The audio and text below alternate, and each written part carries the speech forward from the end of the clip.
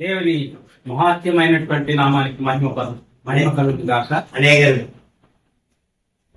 நன்றாய் பாடினீர்கள், அநேகர் ஜெபித்தீர்கள். நான் தேவனுக்கு நன்றி உடையவனாய்.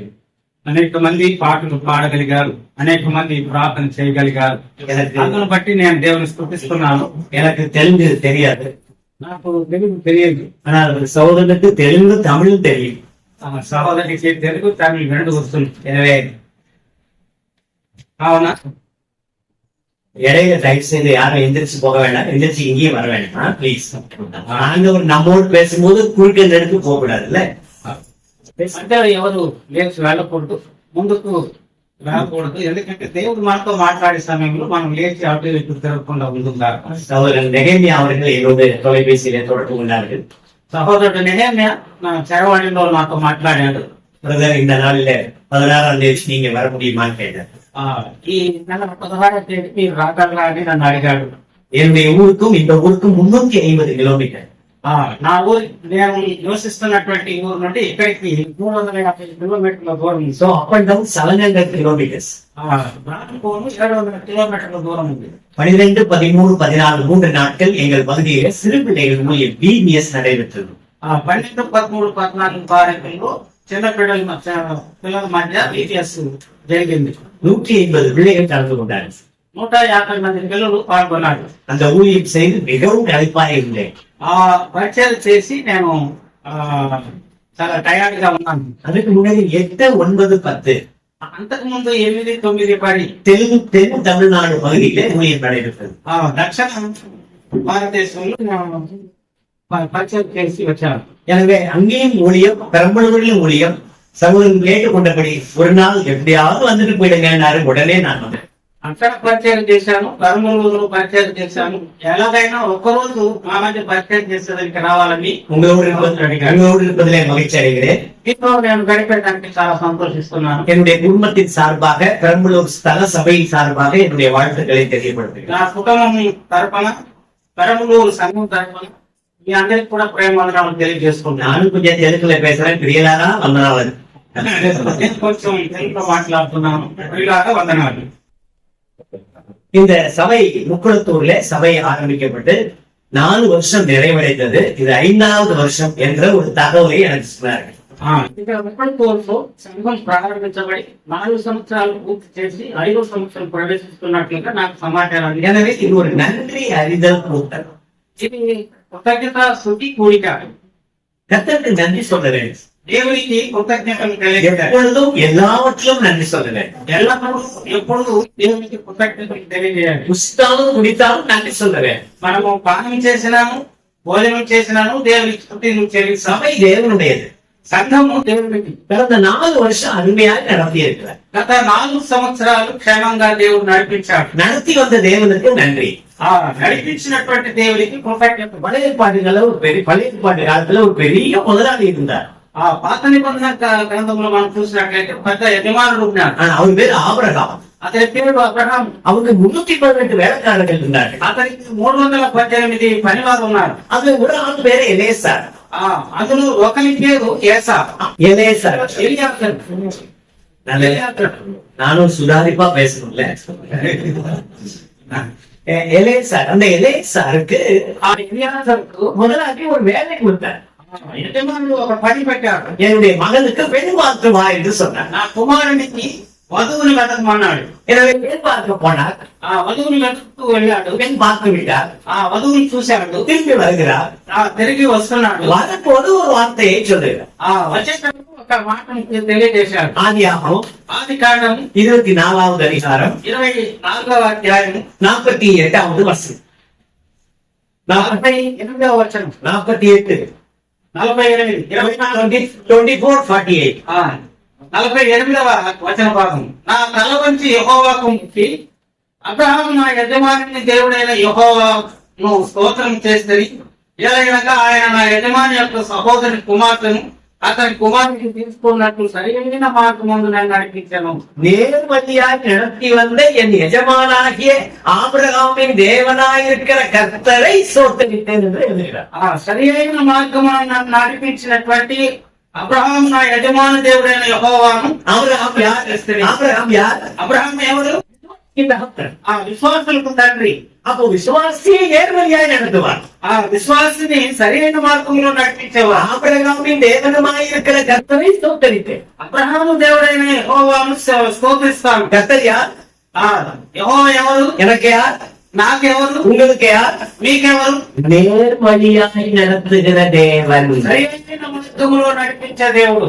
நல்ல வார்த்தை, சரியான மார்க்கம். தமிழ்ல நேர்வழியாய் நடத்துகிறவர். తమిళంలో నేర్వழி అని ఉంది, ఇక్కడ సరి అయిన మార్గంలో నడిపించే దేవుడు. குறுக்கு வழி கிடையாது. ఒక మార్గంలో కాదు, ஷார்ட் கட்டே கிடையாது. அவருக்கு ஷார்ட் கட் கிடையாது, நேர்வழிதான். సరి అయిన మార్గమే. இந்த வேலைக்காரன் ஆண்டவரை துதிக்கிறார். ఈ పనివాడు దేవుని స్తుతిస్తున్నాడు. பவுல் ஒரு இடத்துல தோத்திரம் செய்கிறார், பார்க்கலாமா? పౌలు ఒక చోట స్తోత్రం చెల్లిస్తున్నాడు. 1 கொரிந்தியர் కొరింథీయులకు రాసిన మొదటి పత్రిక முதல் கொரிந்தியர் புத்தகம் 15வது அதிகாரம் 57வது வசனம். First Corinthians chapter 15:57. మొదటి కొరింథీ 15:57 వచనం. 15వ అధ్యాయం 57వ వచనం. ఆయనను మన ప్రభువైన యేసుక్రీస్తు మూలంగా మనకు జయము అనుగ్రహించుకున్న దేవునికి స్తోత్రం కలుగును గాక. பழைய ஒரு சம்பவத்தை பார்க்கிறோம், పాత నిబంధనలో ఒక సంఘటన చూసాము, புதிய பாட்டிலே ஒன்று பார்க்கிறோம். కొత్త నిబంధనలో చూస్తున్నాము. கர்த்தராகிய இயேசு கிறிஸ்துவின் நாமத்திலே நமக்கு ஜெயம் கொடுக்கிற தேவனுக்கு ஸ்தோத்திரம். ప్రభువైన యేసుక్రీస్తు మూలంగా మనకు జయము అనుగ్రహిస్తున్న దేవునికి స్తోత్రం కలుగును గాక. இங்கே கர்த்தர் யார்? ఇక్కడ దేవుడు ఎవరు? ஜெயம் கொடுக்கிறவர். జయమిచ్చేటటువంటి He is the God of victory. ఈయన జయమిచ్చు దేవుడు. அங்கே என்ன பார்த்தோம்? అక్కడ ఏమని చూసాము? நேர்வழியாய் நடத்துகிறவர். సక్రమైన మార్గంలో నడిపించేవాడు. நேர்வழி. இப்போ கொஞ்ச நேரத்துக்கு முன்னாடி சரியான வழி. సరైన మార్గంలో నడిపించేట மாறக்கூடாது, மாறினா குறுக்கு வழி. சமக்கட்டே நமக்கு கிடையாதுங்க. సాత్విక్ లేదు. நம்முடைய ஆண்டவர் நேர்வழியாய் நடத்துகிறவர், సరైన మార్గంలో నడిపించేవాడు. அடுத்து வெற்றியின் தேவன், ஜெயம் கொடுக்கிற தேவன். ఇక్కడ జయమిచ్చే దేవుడుగా చూస్తున్నాం. இனி வரும் காலத்திலும் రాబోయే రోజుల్లో இந்த సభைக்கு மட்டுமல்ல, ఈ సంఘానికి మాత్రమే కాదు, பல இடங்களிலிருந்து வந்திருக்கிற உங்கள் எல்லாருக்கும் அவர் ஜெயம் கொடுப்பார். వాళ్ళు చోట చేర్పించిన మీ అందరికీ జయమిచ్చును కాక. అతడు జయమిచ్చే దేవుడు. தோல்வி கிடையாதுங்க. అతను ఓటమి లేదు. தெய்வத்தில் தோல்வி கிடையாது. దేవునికి ఓటమి లేదు. அப்படியானால் தேவனுடைய சபைக்கு అలాగైతే దేవుని సంఘానికి தோல்வி கிடையாது. ఓటమి లేదు. No failure at all. ఓటమే లేదు. సక్సెస్. ఎప్పుడు జయమే. సక్సెస్. ఎప్పుడు సక్సెస్. జయమే. సక్సెస్. జయమే. எது வரைக்கும்? ఎంతకాలం? அவர் வர வரைக்கும். ఆయన వచ్చిన நோ ஃபெயிலியர் அட் ஆல். ఓటమే లేదు. இது ஞாபகத்துல வைக்கவே. ఇది మీరందరూ జ్ఞాపకం చేసుకోవాలి. இப்போ சர்ச்சை பத்தி கொஞ்சம் படிச்சுக்கலாமா? ఇప్పుడు సంఘాన్ని గురించి కొంత మాట్లాడుకుందాం. சர்ச்சுனா என்னங்க? సంఘం అంటే ఇదేంటి? Building is not a church. కట్టడం వచ్చి எல்லாம் கவனிங்க. தயவு செய்து இடையில யாரும் குறுக்க ப்ளீஸ்.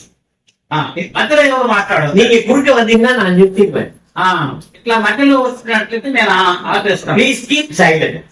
దయచేసి మీరు நீங்க పాటించండి. இந்த போட்டோ இருக்கிறத விட பரவாயில்ல, எல்லாம் ரெக்கார்ட் பண்ணிட்டு இருக்கு.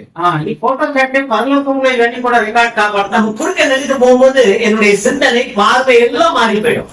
ఇట్లా మీరు వస్తున్నప్పుడు నా యొక్క ఆలోచనలు, నా తలపులు చెందిపోతాయి. அதே மாதிரி செல்போன்லாம் யாரும் ஆன்ல வைக்காதீங்க, ஆஃப்ல வைங்க. సెల్ ఫోన్ ఎవరు కూడా ఆన్లో పెట్టకండి. வந்தோன்னா அப்படி எடுத்துட்டு வெளியில போய் அப்படிலாம் பேசவே வேண்டாம். నిజాన్ని బయటకు పోయి మాట్లాడే పని వద్దు. இந்திய ஜனாதிபதி உங்களை கூப்பிட்டா கூட இருக்காதீங்க. భారతదేశపు రాష్ట్రపతి పిలిచినా కూడా ఎత్తకూడదు. பேசுறாங்க, దేవుడు మాట్లాడుతున్నాడు. அவர் யாருக்கு ஜனாதிபதி? ఎవరు? சர்வ பூமிக்கு தேவன் அவர். సర్వ సృష్టికి ఆయన రాష్ట్రపతి. சர்வ பூமிக்கு தேவன். సర్వ భూమికి దేవుడు. அவர் நம்ம கூட பேசுது. ఆయన మనతో మాట్లాడుతున్నాడు. Keep silent. దయచేసి నిశ్శబ్దంగా ఉండండి. உங்க காதுகளை கவனமாய் வைத்துக் கொள்ளுங்க. మీ చెవులు గమనంగా వినండి. நோட்டுல எழுதுறதை விட மனசுல எழுதுங்க. మనసులో మీరు రాసుకోనండి. மறக்கவே மாட்டீங்க. మీరు మర్చిపోయే అవకాశం లేదు. மறக்கவே மாட்டீங்க. మర్చిపోయే అవకాశమే లేదు. நான் சில கேள்வி கேட்கிறேன் பாருங்க, பிரதர் கரெக்டா பதில் சொல்லுவாருன்னு மறக்கவே மாட்டாரு. నేను కొన్ని ప్రశ్నలు అడుగుతాను, సహోదరుడు మర్చిపోకుండా చెప్తాను. பிரதர் நீங்க எப்போ பிறந்தீங்க? நீங்க சிரிக்க கூடாது, சிரிக்காம பதில். ఎప్పుడు உங்களுக்கு கேட்கிறேன், எப்போ பிறந்தீங்க? 18/4/1962 ஞாபகம் வச்சிருக்காரா? జ్ఞాపకం చేసుకొని ఉన్నాడా? கல்யாணம் ஆயிடுச்சா பிரதர்? అయిపోయింది. ஓ ஞாபகம் வச்சிருக்காரா? అది జ్ఞాపకం ఉంది కదా. எத்தனை பிள்ளைங்க இருக்காங்க brother? ఎంతమంది పిల్లలు ఉన్నారు?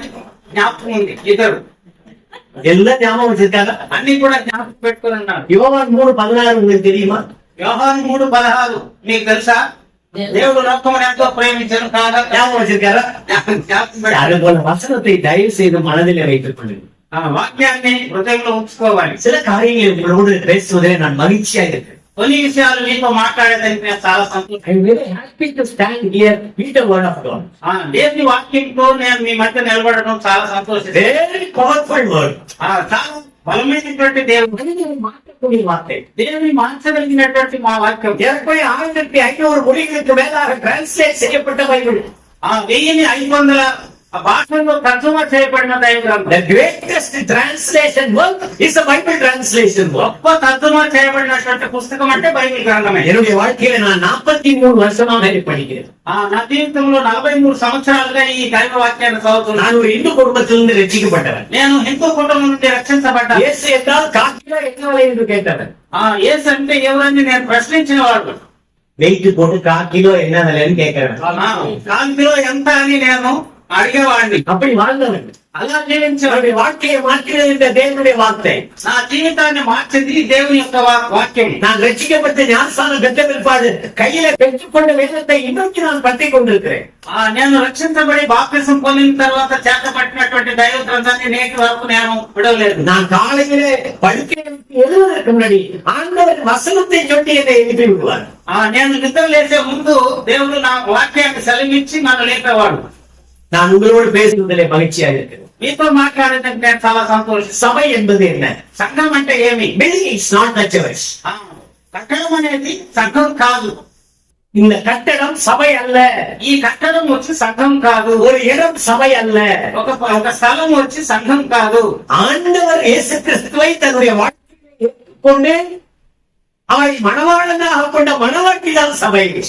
దేవుని సొంత రక్షకుడు అంగీకరించినటువంటి వారే దేవుని యొక్క వధువు. அவருக்கு சொந்தமானவர்கள் சபை. ఆయనకి సొంతమైనటువంటి వారే సంఘం. மூல பாஷையில இப்படி சொல்லுவார்கள். మూల భాషలో ఇలా చెప్పబడింది. Called out people, ecclesia, called out people. வெளியே கர்த்தருக்கென்று வெளியே அழைக்கப்பட்ட ஜனம். పిలువబడినటువంటి వారు, வெளியே அழைக்கப்பட்ட ஜனம். బయట నుండి ఆహ్వానించబడ్డవారు లేక పిలువబడ్డవారు అని అర్థం. கர்த்தருக்கென்று அழைக்கப்பட்ட ஜனம். దేవుని కోసం పిలువబడిన వారు. We are not for the world. ఈ లోకం కోసం కాదు. We are for Him, the Lord Jesus Christ. మనము దేవుని కొరకు పిలువబడ్డాం. அடுத்து நீதிமான்களுடைய கூட்டம் சபை.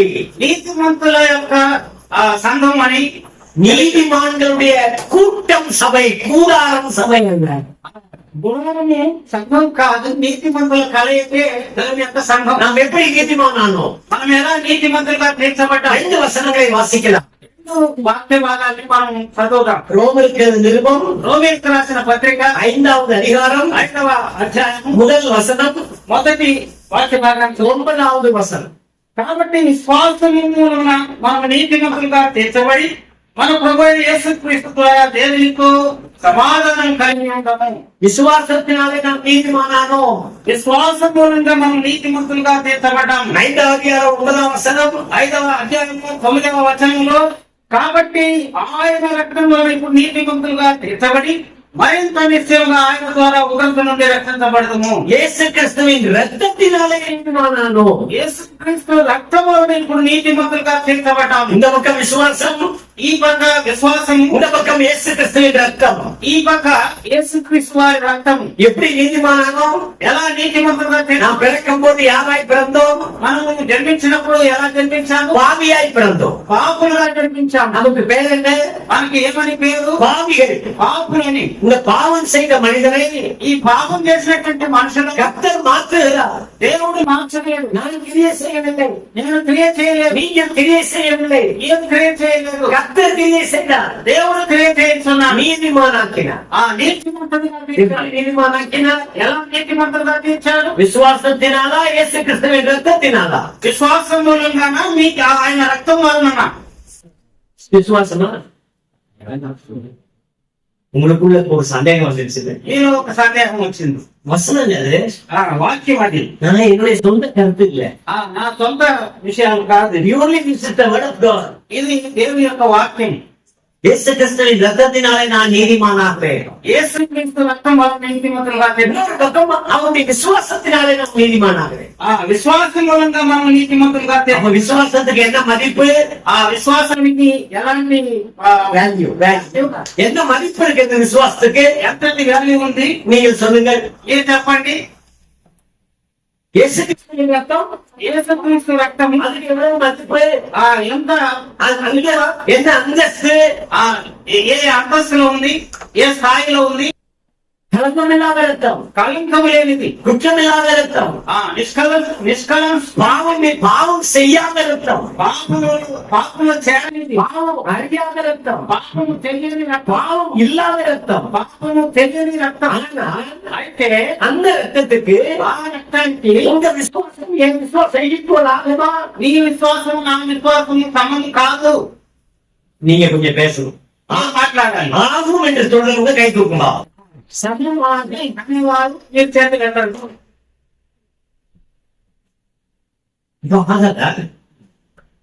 இப்ப ஆகாதே சொல்றவங்களும் கை தூக்குமா?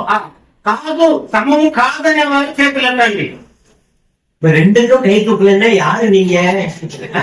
రెండుకి మీరు చేతులు అంటారంటే మీరెవరు? என்ன ஒரு கேள்விக்கு பதிலும் சொல்ல தெரியாதா? ఆ ప్రశ్నకి జవాబు కూడా చెప్పలేరా? காலையில சாப்பிட்டியாப்பா நீங்க? ఉదయం మీరు భోజనం చేశారా? భోజనం అయిపోయిందా? காலையில భోజనం கிடைச்சதா? நேற்று ராத்திரி ஆண்ட்ரூ பொண்ணுதானம் பண்ணி நேற்று நைட் சாப்பிட்டியா? அதுக்கெல்லாம் பதில் சொல்றேன். இயேசுநாதர் சிந்தின ரத்தத்தும் விசுவாசமும் சமமா? యేసు ప్రభు వారు చిందించిన రక్తము విశ్వాసము రెండు సమమేనా? சமம். సమం. Equal status. Equal status. என்ன வார்த்தை? ఎలాంటి వాక్యము? எவ்வளவு மேன்மை, ఎంత గొప్పది. நான் யாருங்க? నేను ఎవరండి? விசுவாசி. విశ్వాసి. அந்த விசுவாசம் எனக்குள்ள வச்சது யாரு? విశ్వాసాన్ని నాలో ఉంచింది ఎవరు? கர்த்தராகிய இயேசு கிறிஸ்து. ప్రభు యేసు. அப்போஸ்தலர் 3:16. అపోస్తలుల కార్యం 3:16. அந்த விசுவாசம் ఇచ్చినటువంటి విశ్వాసం. எங்க அப்பா தரல, మా నాన్న ఇవ్వలేదు, எங்க అమ్மா தரல, మా అమ్మ ఇవ్వలేదు, எனக்கு பாஸ்டர் தரல, నాకు పాస్టర్ ఇవ్వలేదు, யாரும் தரல, ఎవరు ఇవ్వలేదు. கர்த்தர் தந்த விசுவாசம், యెహోవా ఇచ్చిన విశ్వాసం. அவருடைய ரத்தம் சிந்தப்பட்டது. ఆయన రక్తం చెల్లించబడింది. நான் விசுவாசி. నేను విశ్వాసిని. நீதிமான்கள் నీతిమంతులు இது செய்யாமலே நம்மை நீதிமானாக்கி விட்டார். క్రియ చేయకనే నీతిమంతులుగా తీర్చారు. ஆச்சரியம், ఆశ్చర్యం, ஆச்சரியம், ఆశ్చర్యం. சில தம்பிமார்களோடு நான் பேசும்போது அவர்கள் சொல்லுவார்கள், కొంతమంది తమ్ముడితో మాట్లాడేటప్పుడు ఇలా చెప్పారు, அங்கிள் అంకుల్ ஆனாதான் பாவம் செஞ்சான், పాపం చేశాడు, என்னையா பாவின்னு சொல்றீங்க? పాపం ఏం చెప్తున్నారు? நல்ல கேள்வி இல்ல. మంచి ஆதாரம் தப்பு பண்ணா, ஏன் தப்பு பண்ணா, తప్పు చేసింది, என்னையா பாவின்னு சொல்றீங்க? ఎందుకు పాపం ఏం చెప్తున్నారు? அப்ப நான் தப்பே செய்யலைனாலும் பாவியான்னு கேட்கிறோம். నేను తప్పే చేయకపోయినా పాపినేనా? நான் சொன்னேன், నేను చెప్పాను, உனக்கே தெரியாது, నీకే తెలియదు, நான் பாவம் செஞ்சது, అయితే పాపం చేసింది. ஆனா பாவி, పాపి உனக்கே தெரியாது சிலுவையில உயிர் கொடுத்தது. నీకే తెలియకుండా యేసు ప్రభు వారి శిలువలో ప్రాణం. அவனை விசுவாசிச்சா நீ பாவி இல்ல நீதிமான்னு சொல்லு. ఆయన విశ్వాసం ఉంచినట్లయితే నీవు పాపి కాదు, నీతిమంతులుగా తీర్చబడతావు. இந்த நீதிமான்களுடைய கூட்டம் தான் சபை. నీతిమంతుల సమూహమే సంఘం. சபை யாருடையது? సంఘం ఎవరిది? நிறைய பாஸ்டர்லாம் நான் கட்டுனேன்பா. நான் అనేక మంది పాస్టర్లు నేను కట్టాను. நீங்க பாஸ்டரா இருந்தாலும் சரி, மூப்பரா இருந்தாலும் சரி, டீக்கனா இருந்தாலும் சரி, சபையை உங்களால கட்டவே முடியாது. నువ్వు పాస్టర్గా ఉన్నా, పెద్దగా ఉన్నా, ఎవరైనా కానీ మీరు సంఘాన్ని కట్టలేవు. சபை யாருடையது? సంఘం ఎవరిది? மூப்பருடையதல்ல, సంఘం పెద్దది కాదు, பாஸ்டருடையதல்ல, పాస్టర్ది కాదు, பிஷப் உடையதல்ல, బిషప్ది కాదు, போப்பாண்டருடையதல்ல. గోపుది కాదు. சபைக்கு முதலாளி யார்? సంఘానికి యజమాని ఎవరు? யார் முதலாளி? ఎవరు యజమాని? ஒரு வசனம் படிக்கலாமா? ఒక వాక్యం చదువుదామా? அப்போஸ்தலர் நடபடிகள் అపోస్తలుల కార్యాలు 20வது அதிகாரம் 28వ 28வது வசனம். 28వ వచనం. சத்தமா படிக்குமா? దేవుడు తన సత్యమిచ్చి సంపాదించిన తన సంఘమును కాయటకు పరిశుద్ధాత్మ మిమ్మల్ని ధైర్యంగా అధ్యక్షులుగా ఉంచాను. యావత్ మందుల కూర్చి మీ మట్టుకు మిమ్మల్ని కూర్చి జాగ్రత్తగా ఉండుడి. அங்க என்ன படிச்சோம்? ఇక్కడ ఏమైనా చదివాము? கிறிஸ்து இயேசுவின் ரத்தத்தினாலே சம்பாதிக்க சம்பாதிக்கப்பட்ட சபை என்று படிக்கலாம். దేవుడు తన స్వరక్తం ఇచ్చి సంపాదించిన సంఘం అని చదివా. சொந்த ரத்தம், సొంత రక్తం, சுய ரத்தம், స్వరక్తం, வேற ரத்தம் இல்ல. వేరే రక్తం కాదు. ஆடை, இளங்காடை, காட்டுப்புறா இவையுடைய ரத்தம் அல்ல. మేకల రక్తం, గొర్రెల రక్తం, ఎడ్ల రక్తం కాదు. பூமியில யாருடைய ரத்தமும் அல்ல. భూమి మీద ఏ రక్తం కాదు. பூமியிலிருந்து எதையும் భూమి నుంచి దేనిని கொடுத்து ரட்சிப்பு எனக்கு உங்களுக்கு சம்பாதித்து கொடுக்கவில்லை. ఇచ్చి మనకు రక్షణ ఇచ్చి ఇవ్వలేదు. எப்படி ரட்சிப்பு வந்தது?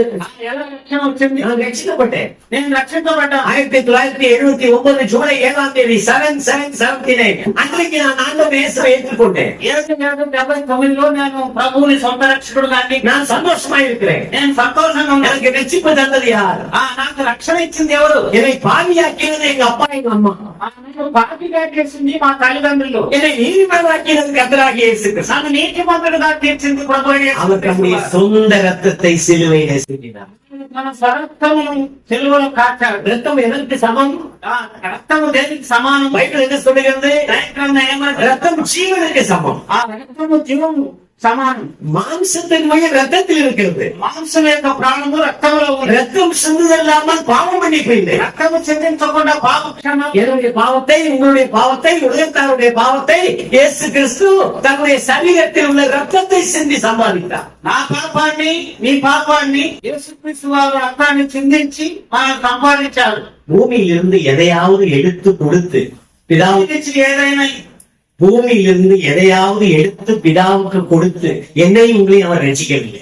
భూమి నుండి ఏదైనా ఇచ్చి నిన్ను నన్ను ఆయన రక్షించలేదు. ஒருவேளை பூமியிலிருந்து எடுத்து கொடுத்து ரட்சித்திருந்தால் భూమి నుండి ఏదైనా తీసి ఇచ్చి మనం రక్షించి ఉంటే பதில் நீங்க சொல்லுங்க. మీరు బదులు చెప్పండి. நிறைய ஊழியர்கள் எல்லாம் உட்கார்ந்துருக்கீங்க, అనేక మంది సేవకులు ఉన్నారు, மூப்பர்கள் உட்கார்ந்துருக்கீங்க. పెద్దలు ఉన్నారు. பேசுங்க. என்னை விட வயதுல மூத்தவங்க எல்லாம் இங்க இருக்கீங்க. అంటే వయసులో పెద్దవారు కూడా ఉన్నారు. நான் பிறந்த நாள்லயே பிறந்தவரும் இங்க இருக்கிறாரு. నేను పుట్టినరోజు పుట్టిన వారు కూడా ఉన్నారు. சொல்லுங்க பதில். చెప్పండి. இயேசு கிறிஸ்து எதையாவது பூமியிலிருந்து கொடுத்து கிரயமாக்கி என்னை ரட்சித்திருந்தால் என்னவாயிருக்கு? భూమి నుండి ఏదైనా తీసి ఇచ్చి నన్ను ప్రయోజనంగా ఇచ్చి నన్ను రక్షించుంటే ఎవరైనా చెప్పండి. கொஞ்சம் பேசுங்க. தலையெல்லாம் ஆட்டக்கூடாது பிரதர். நம்ம என்ன எல்கேஜி ஸ்டூடெண்டா? ஸ்ட்ராங்கா பேசணும். కరెక్ట్గా మాట్లాడండి. தம்பி சங்கர், நீங்க சொல்லுங்க. చక్కగా మీరు చెప్పండి. என்ன எதுவும் கொடுக்கல, கொடுத்து என்னையும் உங்களையும் ரட்சித்திருந்தால் என்னவாயிருக்குன்னு கேட்கிறேன். ఒకవేళ ఆయన ఇచ్చి నిన్ను నన్ను రక్షించుంటే ఏమయ్యేది? வைரத்தையோ, வைடூரியத்தையோ, மரகதத்தையோ, நவரத்னங்களையோ, தானியங்களையோ, பாலையோ, தயிரையோ, நெய்யையோ, வாழைப்பழத்தையோ எதையாவது கொடுத்து எனக்கு உங்களுக்கு ரட்சிப்பு அப்படின்னு சொல்லி இருந்தா என்னவாயிருக்கு? వైద్యులు, మాణిక్యాలు, పండ్లు, పాలు ఇవన్నీ ఇచ్చి మనం రక్షించుంటే ఏమని చెప్తాము?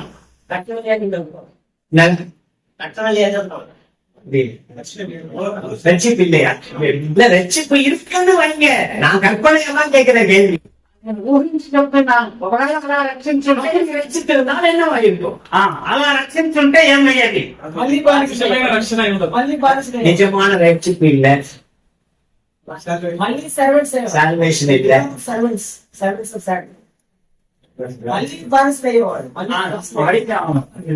யாருக்கு? సాతాను. அப்புறம் அப்படி ரட்சிக்கப்பட்டு அப்படி ரசிக்கப்படுதா சாத்தானுக்கு அடிமையா இருக்குமா? ஓ, அப்புறம் பரவாயில்ல. உங்கள்கிட்ட சில விஷயம் கத்துக்கிட்டு நான் தமிழ்நாட்டுக்கு போவேன்ல. ఇలాంటి కొన్ని మాటలు నేర్చుకొని నేను తమిళనాడుకు వెళ్ళాలి. சொல்லுப்பா. ధర్మం అదే திரும்பவும் பாவத்துக்குள்ள பேரு. நான் சொல்லட்டுமா? இந்த பூமியில உள்ளது எல்லாம் இப்பிரபஞ்சத்தின் அதிபதி கையில் இருக்கிறது. ఈ భూమిలో ఉన్న సమస్తం కూడా ఈ ప్రపంచ అధిపతి చేతిలో ఉంది. சாத்தானுடைய கையில் இருக்கிறது. సాతాను యొక్క చేతిలో ఉంది. உன்னிலிருந்து எடுத்து உங்களை ரட்சித்தால் அந்த ரட்சிப்பிலே சாத்தானுக்கும் பங்கு உண்டு. ఏదైనా తీసి రక్షించి ఉంటే ఈ సాతాను యొక్క భాగం కూడా ఇందులో ఉంది. எனவே பூமியிலிருந்து எதையும் எடுக்கவில்லை. అందుకని భూమి నుండి దేనిని తీయలేదు. மனிதனுடைய ரத்தத்தையும் அவர் கேட்கவில்லை. మనిషి యొక్క రక్తాన్ని కూడా ఆయన అడగలేదు. சொந்த ரத்தத்தை சம்பாதித்தார். తన యొక్క సొంత స్వరక్తము చేత సంపాదించాడు. அப்படின்னா என்னன்னு நமக்கு தெரியும். సంఘం అంటే ఏమని మనకు తెలియాలి. சும்மா 4 செவுத்த வச்சு ஒரு கட்டடத்தை கட்டி ஜன்னலை போட்டு ஃபேனை போட்டு உட்கார்ந்து மைக் செட்டை வச்சு அது இல்ல சபை. 4 గోడలు కట్టి ఇది సంఘం అనే ఇది కాదు సంఘం. நானும் நீங்களும் சபை. నీవు నేను கலசி సంఘం இயேசு கிறிஸ்துவின் ரத்தத்தினால் சம்பாதிக்கப்பட்ட சபை. యేసుక్రీస్తు స్వరక్తము చేత సంపాదించబడింది సంఘం. இந்த సభைக்கு முதலாளி யாருங்க? ఈ సంఘానికి యజమాని ఎవరు? కర్త ఎవరు? கர்த்தராகிய இயேசு கிறிஸ்து. ప్రభు యేసు தேவகுமாரன் கர்த்தராகிய இயேசு கிறிஸ்துவின் ரத்தத்தினால் சம்பாதிக்கப்பட்ட சபை. அப்போஸ்தலர் 20:28 மறக்க கூடாது. అపోస్తలుల కార్యం 20:28 వచన భాగాన్ని మనం మర్చిపోకూడదు. அவர் மாளிகை. சபை என்பது ஒரு மாளிகை. సంఘం అనేది ఒక భవనం. பெரிய மாளிகை அது. అది పెద్ద గొప్ప భవనం. அதுல நான் ஒரு கல்லு, అందులో నేను ఒక రాయిని, நீங்க ஒரு கல்லு.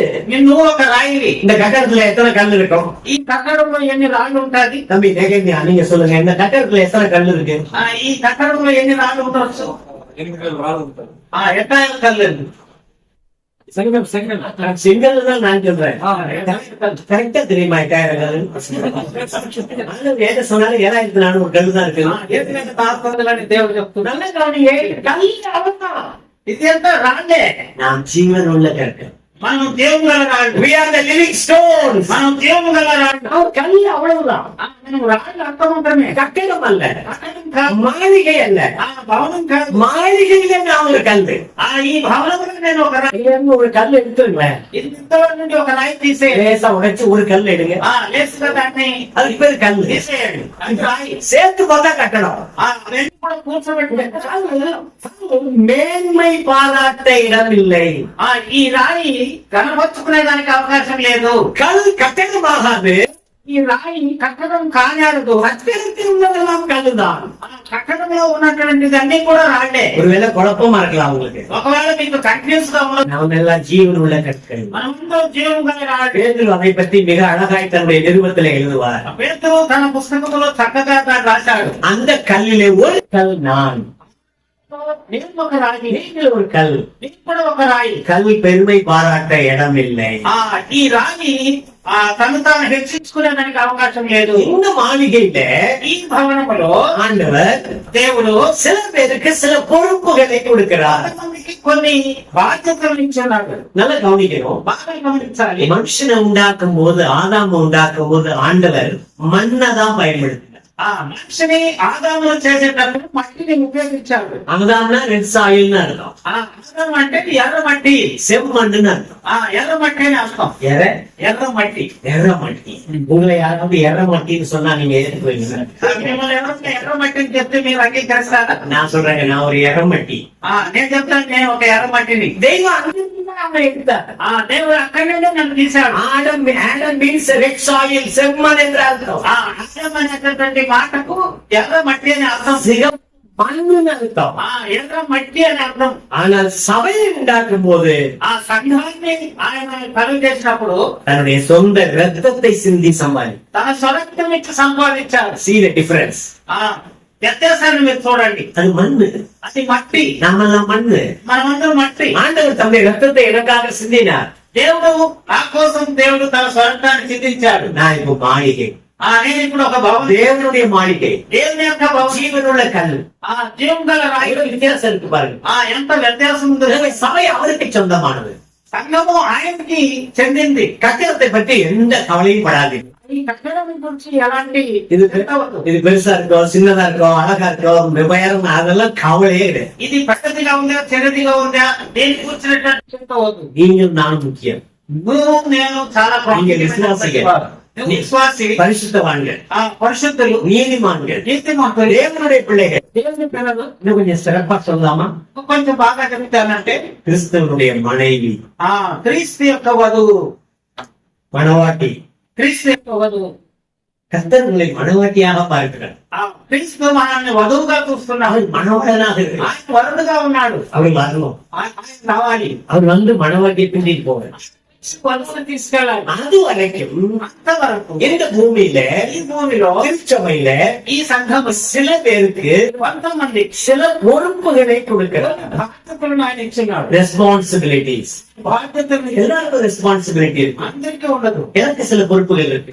కొన్ని బాధ్యతలు ఉంది. என்னுடைய இண்டிவிஜுவல் சில பொறுப்புகள் இருக்கு. నా వ్యక్తిగతంగా కొన్ని அது தனி மனித பொறுப்பு. అది వ్యక్తిగత బాధ్యత. எனக்கு ஒரு குடும்பம் இருக்கிறது. నాకు ఒక కుటుంబం ఉంది. ఉంది. எனக்கு கல்யாணம் ஆகி 43 வருஷம் ஆகுது. எனக்கு వివాహమై 43 సంవత్సరాలు. ஒரே மனைவியோடு வாழ்ந்து கொண்டிருக்கிறேன். ఒకే భార్యతో జీవిస్తున్నాను.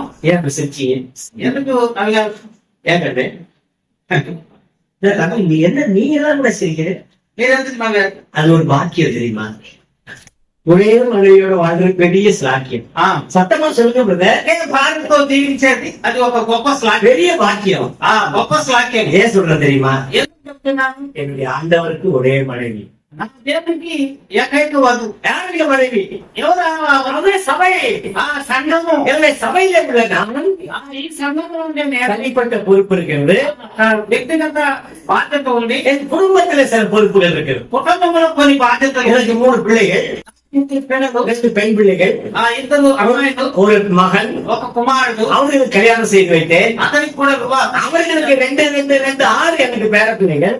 వారికి కూడా ఇద్దరికి ఇద్దరు చొప్పున 6 మంది. இப்ப அது ஒரு 6 டிக்கெட், வந்த மருமக்கள் 3 டிக்கெட், என் டிக்கெட் 3 டிக்கெட், மொத்தம் 12 டிக்கெட். మొత్తం 12 మంది. அவ்வளவு பேரும் பார்க்கணும். ఇంతమందిని పలుస్తున్నాను. அடுத்து என் மனைவியை பார்க்கணும். నా భార్యను చూసుకో. பொறுப்பு இருக்கிறது. ரெஸ்பான்சிபிலிட்டி.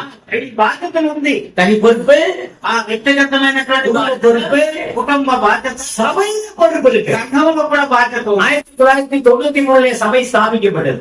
1993 సంవత్సరంలో సంఘం స్థాపించబడింది. பெரம்பலூர்ல அதுக்கு முன்னாடி சகோதர சபை கிடையாது. పెరంబలూరులో సహోదరుల సంఘం திருச்சி விட்டா விழுப்புரம் தான். తిరిచి వదిలితే వేణుగోళంలో 160 கிலோமீட்டர் இடத்துல சபை கிடையாது. 160 కిలోమీటర్ల మధ్య దూరంలో సంఘమే. நாங்க ஜெபித்தேன். నేను ప్రార్థన అడిగేది. నేను ఏడ్చాను. ஆண்டவர் அங்கே என்னை கொண்டு போனார். దేవుడు నన్ను అక్కడికి తీసుకెళ్ళాడు. 33 வருஷமாக சபை இருக்கிறோம். 33 సంవత్సరాలుగా అక్కడ సంఘం. ஏறக்குறைய 100 விசுவாசிகள் இருக்கிறார்கள்.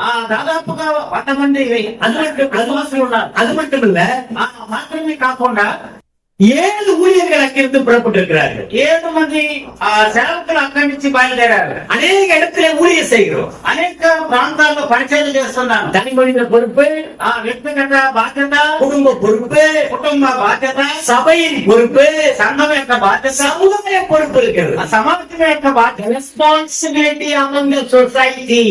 సమాజంలో బాధ్యతలు. யார் ரட்சிக்கப்பட்டிருக்கா, எந்த கிராமத்துல சபை இருக்கு, எந்த கிராமத்துல சபை, எந்த கிராமத்துல சபை இல்ல, யார் யார் எப்படி என்ன கவனித்துக் கொண்டே இருக்கணும். సమాజంలో చూసి ఎవరు ఎక్కడ సంఘం ఉంది, ఎక్కడ సంఘం లేదు, ఎవరు రక్షించబడ్డారు, ఎవరు రక్షించబడలేదు, సమాజంలో కూర్చొని బాధ్యత కూడా ఉంది. ஏன்னா நமக்கு நிறைய பொறுப்பு இருக்கிறது.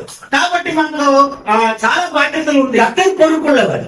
దేవుని బాధ్యత కలిగిన వాడు. பொறுப்புள்ளவர்களே தேடுகிறார். ఆయన బాధ్యత కలిగిన వ్యక్తిని వెతుకుతున్నాడు. பொறுப்புள்ளவர்களுக்கு பொறுப்பை தருகிறார். బాధ్యత కలిగిన వాళ్ళకి బాధ్యతనిస్తాడు. பொறுப்பை சரியாய் நிறைவேற்றுவதற்கு அதிக பொறுப்பை தருகிறார். బాధ్యతను సరిగా నిర్వర్తించే వారికి బాధ్యతనిస్తాడు. 12 சீடர்கள், 12 మంది శిష్యులు. ஒரே ஒருத்தன் தான் கடைசியில் சிலுவை வரைக்கும் வரான். ఒకే ఒకరు మాత్రమే శిలువ వరకు వస్తున్నాడు. யார் இது? ఎవరండి? யோவான். அப்போஸ்தலனாகிய யோவான் అపోస్తలుడైన యోహాను சிலுவை வரைக்கும் வந்தார். శిలువ వరకు వచ్చాడు. சிலுவையிலே பொறுப்பு கொடுத்தார். శిలువలో కూడా అతనికి ఒక బాధ్యత ఇచ్చాడు. ஆண்டவர் இயேசு கிறிஸ்து. ప్రభువైన యేసుక్రీస్తు. உயிர் போயிட்டு இருக்கு. ప్రాణం పోతా ఉంది. ஒன்றும் முடியல. ఇంకా ముగించలేదు. யோவான் கூப்பிடாரு. యోహాను పిలిచాడు. యోహాను அதோடு தாய், అదిగో నీ తండ్రి. மரியாதை கூப்பிடாரு. మరియను పిలుస్తున్నాడు. மரியாதை, మరియా, அதோடு மகன். ఇదిగో నీ కుమారుడు. பொறுப்பு கொடுக்கிறார். అక్కడ కూడా బాధ్యత. யோவான் அதை நிறைவேற்றினான். యోహాను దాన్ని నెరవేర్చాడు. నెరవేర్చాడు. எபேசு சபைக்கு மூப்பனாய் இருக்கிறார். ఎఫెసు సంఘానికి పెద్దగా ఉన్నాడు. பிற்பாடு சிறைச்சாலையில வைக்கிறார்கள். ఆ తర్వాత చెరసాలలో ఉంచారు. எங்கே கொண்டு போனார்கள்? ఎక్కడికి తీసుకెళ్లారు? பத்து தீவுக்கு கொண்டு போனார்கள். பொறுப்பு கொடுக்கிறார்கள். என்ன பொறுப்பு? ఏం బాధ్యత? இந்த உலகத்துக்கு என்ன நடக்கும்? ఈ ప్రపంచానికి ఏం இந்த జరగబోతుంది? காலம் எப்படி முடியும்? ఈ యుగం ఎలా ముగించబడుతుంది? கிருபையின் காலம் எப்ப முடியும்? కృపకాలం ఎప్పుడు ముగిస్తారు? உபத்திரவ காலம் எப்ப ஆரம்பிக்கும்? ఎప్పుడు ప్రారంభించబడుతుంది? வெள்ளை சிங்காசன நியாய தீர்ப்பு எப்பொழுது இருக்கும்? తెల్లటి సింహాసనం మీద న్యాయ తీర్పు ఎప్పుడు ఉంటుంది? பரலோகம் எப்ப இறங்கி வரும்? పరలోకం ఎప్పుడు దిగి వస్తారు? கர்த்தருடைய பிள்ளைகள் எப்படி உள்ள போவாங்க? దేవుని పిల్లలు ఎలా లోపల ప్రవేశిస్తారు? யோவானே, యోహాను, நீ எழுது. నీవు రాయి. நான் కామిக்கிறத பாரு. నేను చూపించేది నువ్వు చూడు. நான் சொல்றத கேளு. నేను చెప్పేది విను. எழுது. రాయి. சபைக்கு அனுப்பு. సంఘానికి ஆசியாவில் உள்ள 7 சபைகளுக்கு அனுப்பு. ఆసియాలో ఉన్న 7 సంఘాలకు రాయి. இது என்னது? ఇదేంది ఇది? ఇది బాధ్యత. பொறுப்பில்லாதவர்கள் சபைக்கு தேவை. బాధ్యత లేని వారు సంఘానికి అవసరం లేదు. பொறுப்புள்ளவர்கள் சபைக்கு தேவை. బాధ్యత కలిగిన వారు సంఘానికి కావాలి. அப்போஸ்தலனாகிய யோவான் என்ன செய்யணும்? అపోస్తలుడైన యోహాను ఏం చేయాలి? எங்க இருக்காரு? ఎక్కడ ఉన్నాడు? வனாந்தரம் இல்ல, అది అరణ్యం కాదు, பட்டணம் இல்ல, పట్టణం కాదు, செழிப்பான இடம் இல்ல, అది செழிப்பான இடம் இல்ல. బాగా అభివృద్ధి చెందిన ప్రాంతం కాదు. கொஞ்சம் கண்ணு முடிச்சு பாருங்க. కళ్ళు తెరిచి చూడండి. கண்ணு மூடாதீங்க. ఎవరు కూడా அவ்வளவு சத்தமா பேசுறான், அப்படிமா உங்களை தூங்க வைக்கிறேன். నేను నిద్ర శబ్దంతో మాట్లాడినా మీకు నిద్ర వస్తుందా? தூக்கம் வருதா? మీకు నిద్ర వస్తుందా? பத்மு தீவில் இருக்கிறான். పద్మాస దీవిలో ఉన్నాడు. ஒருவர் அங்க இல்ல. ఎవరు లేరు. அது தீவு, అది దీవి. அது செழிப்புள்ள இடம் அல்ல. అది బాగా అభివృద్ధి చెందిన ప్రాంతం. நீங்க நினைச்சதை வாங்கி சாப்பிட முடியாது. నువ్వు కోరుకున్నది తీసి తినేదా? அது ஒரு தீவு சிறை. అది యొక్క దీవి. அங்கே உட்கார்ந்து இருந்து అక్కడ రాయమంటున్నాడు. யோவான் என்ன செய்யணும்? యోహాను ఏం చేయాలి? எனக்கு நல்லா கவனிங்க ப்ளீஸ். మీరు బాగా గమనించండి. பார்க்கணுமா எழுதணுமா? கேட்கணுமா பார்க்கணுமா எழுதணுமா? கேட்கணுமா எழுதணுமா? பார்க்கறத விட்டுட்டா கேட்க முடியாது, கேட்கறத விட்டுட்டா எழுத முடியாது, எழுதுறத விட்டுட்டா பார்க்க முடியாது. என்ன செய்யணும்? చూడాలన్నా రాయాలన్నా వినాలన్నా రాయాలన్నా రాసేది వదిలితే చూడలేము, చూసేది వదిలితే రాయలేము అనేటటువంటి పరిస్థితుల్లో ఉన్నాడు. என்ன பொறுப்பு அது? అది ఏం బాధ్యత? ரொம்ப சென்சிட்டிவா இருக்கும். చాలా చురుకుగా ఉండాలి. எழுதுறது கரெக்டா இருக்கும். రాసేది చాలా జాగ్రత్తగా రాయాలి. பார்க்கறதே எழுதணும். ఏదైతే చూస్తున్నాడు కన్నులు దాన్నే రాయాలి. கண்ணுக்கு வேலை, కంటికి పని, காதுக்கு வேலை, చెయ్యికి கைக்கு வேலை, చెయ్యికి పని, எழுதி அனுப்புற வேலை. రాసి పంపే బాధ్యత. யாருக்கு அனுப்பணும்? ఎవరికి పంపాలి? சபைகளுக்கு. సంఘానికి పంపాలి. 7 சபைகளுக்கு. సంఘానికి రాయమన్నా. பைபிள் காலேஜ் படிச்ச ஊழியர் ஒரு முறை நான் சந்திச்சேன். బయట కాలేజ్ చదివిన ఒక సువార్థికులు నేను చూశాను. அவருக்கு நான் அவரும் அந்த தெருவுல 8th வீட்டுல குடியிருந்தோம். నేను అతను ఎదురెదురు ఇంట్లో మేము నివసిస్తా ఉన్నాం. அடிக்கடி பேசிக்கோ. అప్పుడప్పుడు మేము మాట్లాడుకునేవాళ్ళు. நான் சும்மா தனமா ஒரு கேள்வி கேட்டேன்.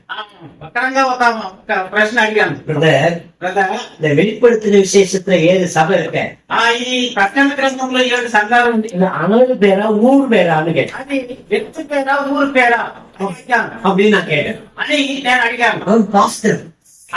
నేను పాస్టర్ని. அதுலதான் வருவாரு. బయట వస్తాడు. சிப்பா போட்டிருப்பாரு, దుబ్బా వేసుకొని ఉంటాడు. அவர் யாரும் சொல்லாமலே அவர் பாஸ்டர்னு கண்டுபிடிக்கலாம். ఎవరు చెప్పకుండా అతని పాస్టర్ గా గుర్తించవచ్చు. பாஸ்டரா இருக்கிறது ட்ரெஸ்ல இல்ல, పాస్టర్ గా ఉండేది డ్రెస్ లో కాదు, கேரக்டர்ல. క్యారెక్టర్ లో ఉన్నాడు. கவனிச்சிங்களா? గమనించాలని கேட்டேன். అతను అడిగిన అది ఆనందం పేరా ఊరు పేరా? వ్యక్తి పేరా ఊరు పేరా? பிரதர், நான் பைபிள் காலேஜ் படிச்சு 4 வருஷம் ஆச்சு, மறந்துருச்சு பிரதர்.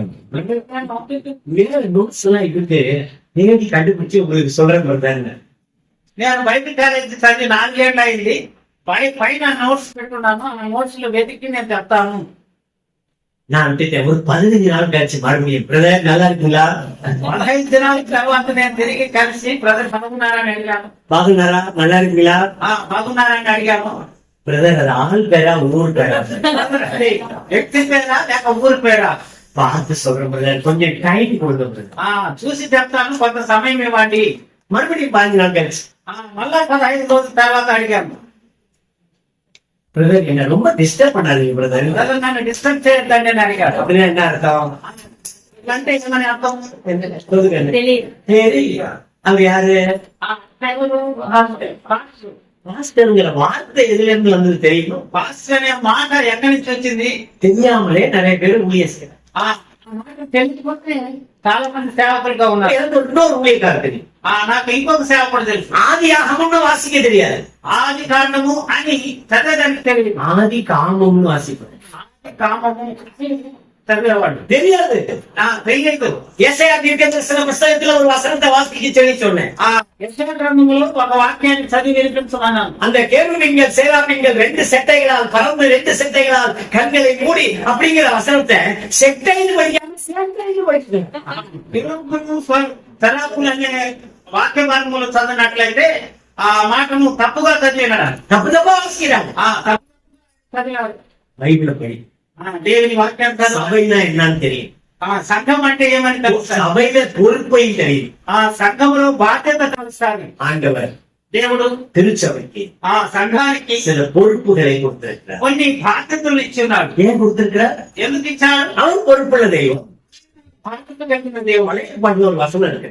పాత నిబంధనలో ఒక వాక్యం ఉంది. இஸ்ரவேலை ఇశ్రాయేలు காக்கிறவர், ఇశ్రాయేలుని కాపాడువాడు.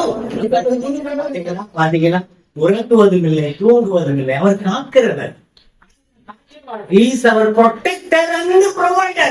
ఆయన మనల్ని కాపాడువాడు. நம்மை கவனிக்கிறவர், நமக்கு வேண்டியதை தருகிறார். మనల్ని గమనించి మన అవసరాలు తీర్చేవాడు. எனவே சபைக்கு சில பொறுப்புகளை கொடுத்திருக்கிறார். ఇక్కడ సంఘానికి కొన్ని బాధ్యతలు ఇచ్చున్నాడు. அந்த பொறுப்புகளை பவுலடியார் எபேசு சபைக்கு எழுதுகிற நிருபத்திலே எழுதுவார்.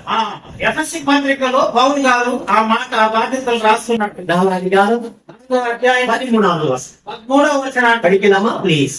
పరిశుద్ధులు సంపూర్ణులైనట్లు క్రీస్తు శరీరము క్షమాభివృద్ధి చెందుటకును పరిచర్యకరము జరుగుటకును ఆయన కొందరిని అపోస్తులుగాను, కొందరిని ప్రవక్తలుగాను, కొందరిని సువార్తికులుగాను, కొందరిని కాపరులుగాను, ఉపదేశకులుగాను నియమించను. 5 பதவிகளை ஆண்டவர் சபைக்குள்ளே வைத்திருக்கிறார். 5 పదవులను దేవుడు 5 முக்கியமான பொறுப்புகளை வைத்திருக்கிறார். 5 ముఖ్యమైన బాధ్యతలను ఉంచున్నాడు. ஒன்று அப்போஸ்தலர்கள், మొదటిది అపోస్తులు, இரண்டாவது தீர்க்கதரிசிகள், రెండవది ప్రవక్తలు, மூன்றாவது சுவிசேஷகர்கள், మూడవదిగా సువార్తికులు, நாலாவது மேய்ப்பர்கள், నాలుగవదిగా కాపరులుగా, ஐந்தாவது டீச்சர்ஸ் அல்லது போதகர்கள். ఐదవదిగా ఉపదేశకులుగా నియమించాడు. எனவே நம்முடைய சபையில இப்படிப்பட்டவர்கள் முதல் நூற்றாண்டிலிருந்து இருந்து கொண்டு வந்தார்கள். మొదటి శతాబ్దం నుండి ఇలాంటి వారు ఉండి వచ్చారు. இந்த அப்போஸ்தலருடைய பதவி எப்பொழுது முடிந்தது? ఈ అపోస్తుల యొక్క బాధ్యతలు ఎప్పుడు ముగిసింది? வேதம் முடியும் போது 2 பதவி முடிந்தது. ஒன்று அப்போஸ்தலருடைய பதவி, இன்னொன்று தீர்க்கதரிசியுடைய பதவி. అపోస్తుల పదవి, ప్రవక్తల పదవి, ఈ దైవదండం ముగించే సమయానికి, வேதம் முடியும் போது அது முடிந்தது. దైవదండం ముగించే సమయానికి అది முதல் நூற்றாண்டிலே அந்த பொறுப்புகள் நிறைவேறியது. మొదటి శతాబ్దంలో ఆ బాధ్యతలు ఇవ్వబడింది. இப்ப நீங்க நானும் அப்போஸ்தலர்னு சொல்லக்கூடாது. మీరు నువ్వు నేను అపోస్తులు మేము అని చెప్పకూడదు. சில பேருக்கு பின்னாடி அப்போஸ்தலர்னு போட்டுக்கிறாங்க, ரெவரண்ட்னு போட்டுக்கிறாங்க. కొంతమంది పేరు இருங்க பிரதர், கொஞ்சம் இருங்க. அவ்வளவு ஆசை இந்த மக்களோட பேசணும். கொஞ்சம் இருங்க. நீங்க ஏன் ஸ்பிரிட்டுக்கு வரீங்க, நல்லா இருக்கு. தேங்க்யூ. நல்லா கவனிங்க. சில பேர் அப்போஸ்தலர்னு போட்டுக்கிறாங்க, சில பேர் ரெவரண்ட்னு போட்டுக்கிறாங்க, சில பேர் மோஸ்ட் ரெவரண்ட்னு போட்டுக்கிறாங்க. ஆனா அப்போஸ்தலர்ல பவுல் என்ன சொன்னாரு? அப்போஸ்தலர் எல்லாரிலும் நான் சிறியவன். அதோட முடிஞ்சு போச்சுங்க. அப்போஸ்தலருடைய பட்டம் அது போடக்கூடாது. இயேசு கிறிஸ்துவோடு வாழ்ந்தவர்கள், இயேசு கிறிஸ்துவை கண்டவர்கள், இயேசு கிறிஸ்துவினால் நேரடியாக உத்தரவு பெற்றவர்கள், அவர்கள் தான் அப்போஸ்தலர்கள். இப்ப சொல்லுங்க. కొంతమంది అపోస్తులని ముందుగా పేరు ముందు జోడించుకుంటారు, కొంతమంది రెవరెంట్ గా, కొంతమంది రైట్ రెవరెంట్ గా, కొంతమంది మోడరేటర్ గా రాసుకుంటారు. అది ఆ కాలం ముగిసింది. కానీ అపోస్తుల యొక్క కాలం అప్పటికి ముగిసింది. ఇప్పుడు అది ఆ మొదటి శతాబ్దానికి ముగిసింది, కానీ ఇప్పటికి తెలుసుకునేదానికి కాదు. அடுத்த தீர்க்கதரிசியாக சொல்றது பாத்தீங்கன்னா எனக்கு ரொம்ப வேடிக்கையா போச்சு. ప్రవక్తలు అని చెప్పుకోవడం అనేది చాలా వేడుగా కనబడుతుంది. தீர்க்கதரிசனம் என்னங்க? ప్రవక్త అంటే ఏంటి? தீர்க்க தரிசனம்னா என்ன? ప్రవచనం అంటే ఏంటి? ஃபியூச்சர். யாருக்கு தெரியும் ஃபியூச்சர்? ஒரே ஒருத்தருக்கு தான் தெரியும். அதான் దేవునికి మాత్రమే తెలుస్తారు. எல்லா ஃபியூச்சரும் பைபிள் எழுதியாச்சு. జరగబోయే இந்த உலகம் எப்படி அழியும் గురించి దైవక్రమంలో రాయబడి சொல்லுகிறார். இந்த உலகம் எப்படி அழியும்? దేవుడు చెప్తున్నాడు, దేవుని వాక్యం సెలవిస్తా ఉంది ఈ భూమి ఎలా నాశనం అవుతుందని. பேதுரு எழுதிட்டாருங்க. పేతురు రాశాడు, வானங்கள் படபடவென்றாக உப்புலங்கள் பூமி உலகைகள் வெந்து எரிந்து அழிந்து போகும். பேதுரு எழுதிட்டாரு. இது என்ன ஃபியூச்சர்? పేతురు ఈ మాటను రాశాడు. పంచభూతం ఇంకో నికటంగా ఇవన్నీ కూడా భూమిని కూర్చొని ఎలా నాశనం అవుతుంది అనే విషయం రాశాడు. இந்த அக்கிரமம் பண்றவங்க என்ன செய்வார் ஆண்டவர்? அதையும் எழுதியாச்சு. யோவான் வெளிப்படுத்துற விசேஷத்துல வெள்ளை சிங்காசனம் வைக்கப்படும், எல்லாரும் போய் அம்மாவை கனம் கொடுக்கணும், சிறியோர் பெரியோர் எல்லாரும் போகும். அது ஃபியூச்சர் எழுதியாச்சு. చిన్నవారు పెద్దవారు అందరూ కూడా తెల్లటి సింహాసనం ముందు నిలబడాలి, అక్రమం చేయవారందరూ కూడా అక్కడికి రావాలని ఎప్పుడో రాయబడింది. எல்லாம் எழுதியாச்சு. అన్ని కూడా రాయబడింది. The great white throne judgment எழுதியாச்சு. సింహాసనం ఎదుట అందరూ నిలబడాలంటే மோகன் பிரதர் இப்ப சொல்லுங்க, எது ஃபியூச்சர்? మోహన్ బ్రదర్ చెప్తారు, எது ஃபியூச்சர்? ఏది భవిష్యత్తు? எது ఫ్యూచర్ అన్ని రాయబడింది కదా, ఇంకేమి భవిష్యత్తు? சிஸ்டர் உங்களுக்கு சீக்கிரமா ஃபாரின் போவீங்க, விசா கிடைக்கும். మీ సిస్టర్ మీకు మీరు తొందరగా మీరు పదవి పొందాలని அங்க நல்லா படி, ஆண்டவர் உன்னை மேல உயர்த்துவார். నిన్ను అత్యధికంగా హెచ్చిస్తాడు. கவலைப்படாங்க சிஸ்டர். கர்ப்பவதி சகோதரி உனக்கு ஆண்களே பிறக்கும். గర్భవతిగా ఉన్న సహోదరి నీకు మగ సంతానం వస్తుంది. இதெல்லாம் அங்க வசனம், ఇదే ఆ ప్రవచనం, இதான் தீர்க்க தரிசனமா. ఇదే ఆ ప్రవచనం. பேசுங்க தயவு செய்து. దయచేసి మాట్లాడు. உலகத்தை கண்டுபிடிங்க. ఈ లోకాన్ని போலியானவர்கள் போல் டூப்ளிகேட்டை கண்டுபிடிங்க. ఎవరు డూప్లికేట్ గా ఉన్నారో మీరు కనుక్కోండి. டூப்ளிகேட் எப்படி கண்டுபிடிக்கிறது? డూప్లికేట్ ని ఎలా కనుక్కోలేదు? ஒரிஜினல் எதுன்னு தெரிஞ்சாதான் டூப்ளிகேட் எதுன்னு கண்டுபிடிக்கும். ఒరిజినల్ ని మనము తెలిసి ఉంటేనే కానీ డూప్లికేట్ కనిపెట్టలేము. இது ஒரிஜினல். ఇదే original. This is the original book. కార్యక్రమమే ఒరిజినల్ బుక్. எதுங்க? இயேசு கிறிஸ்து ஒரிஜினல். యేసుక్రీస్తు వారి ఒరిజినల్. வேத புஸ்தகம் original.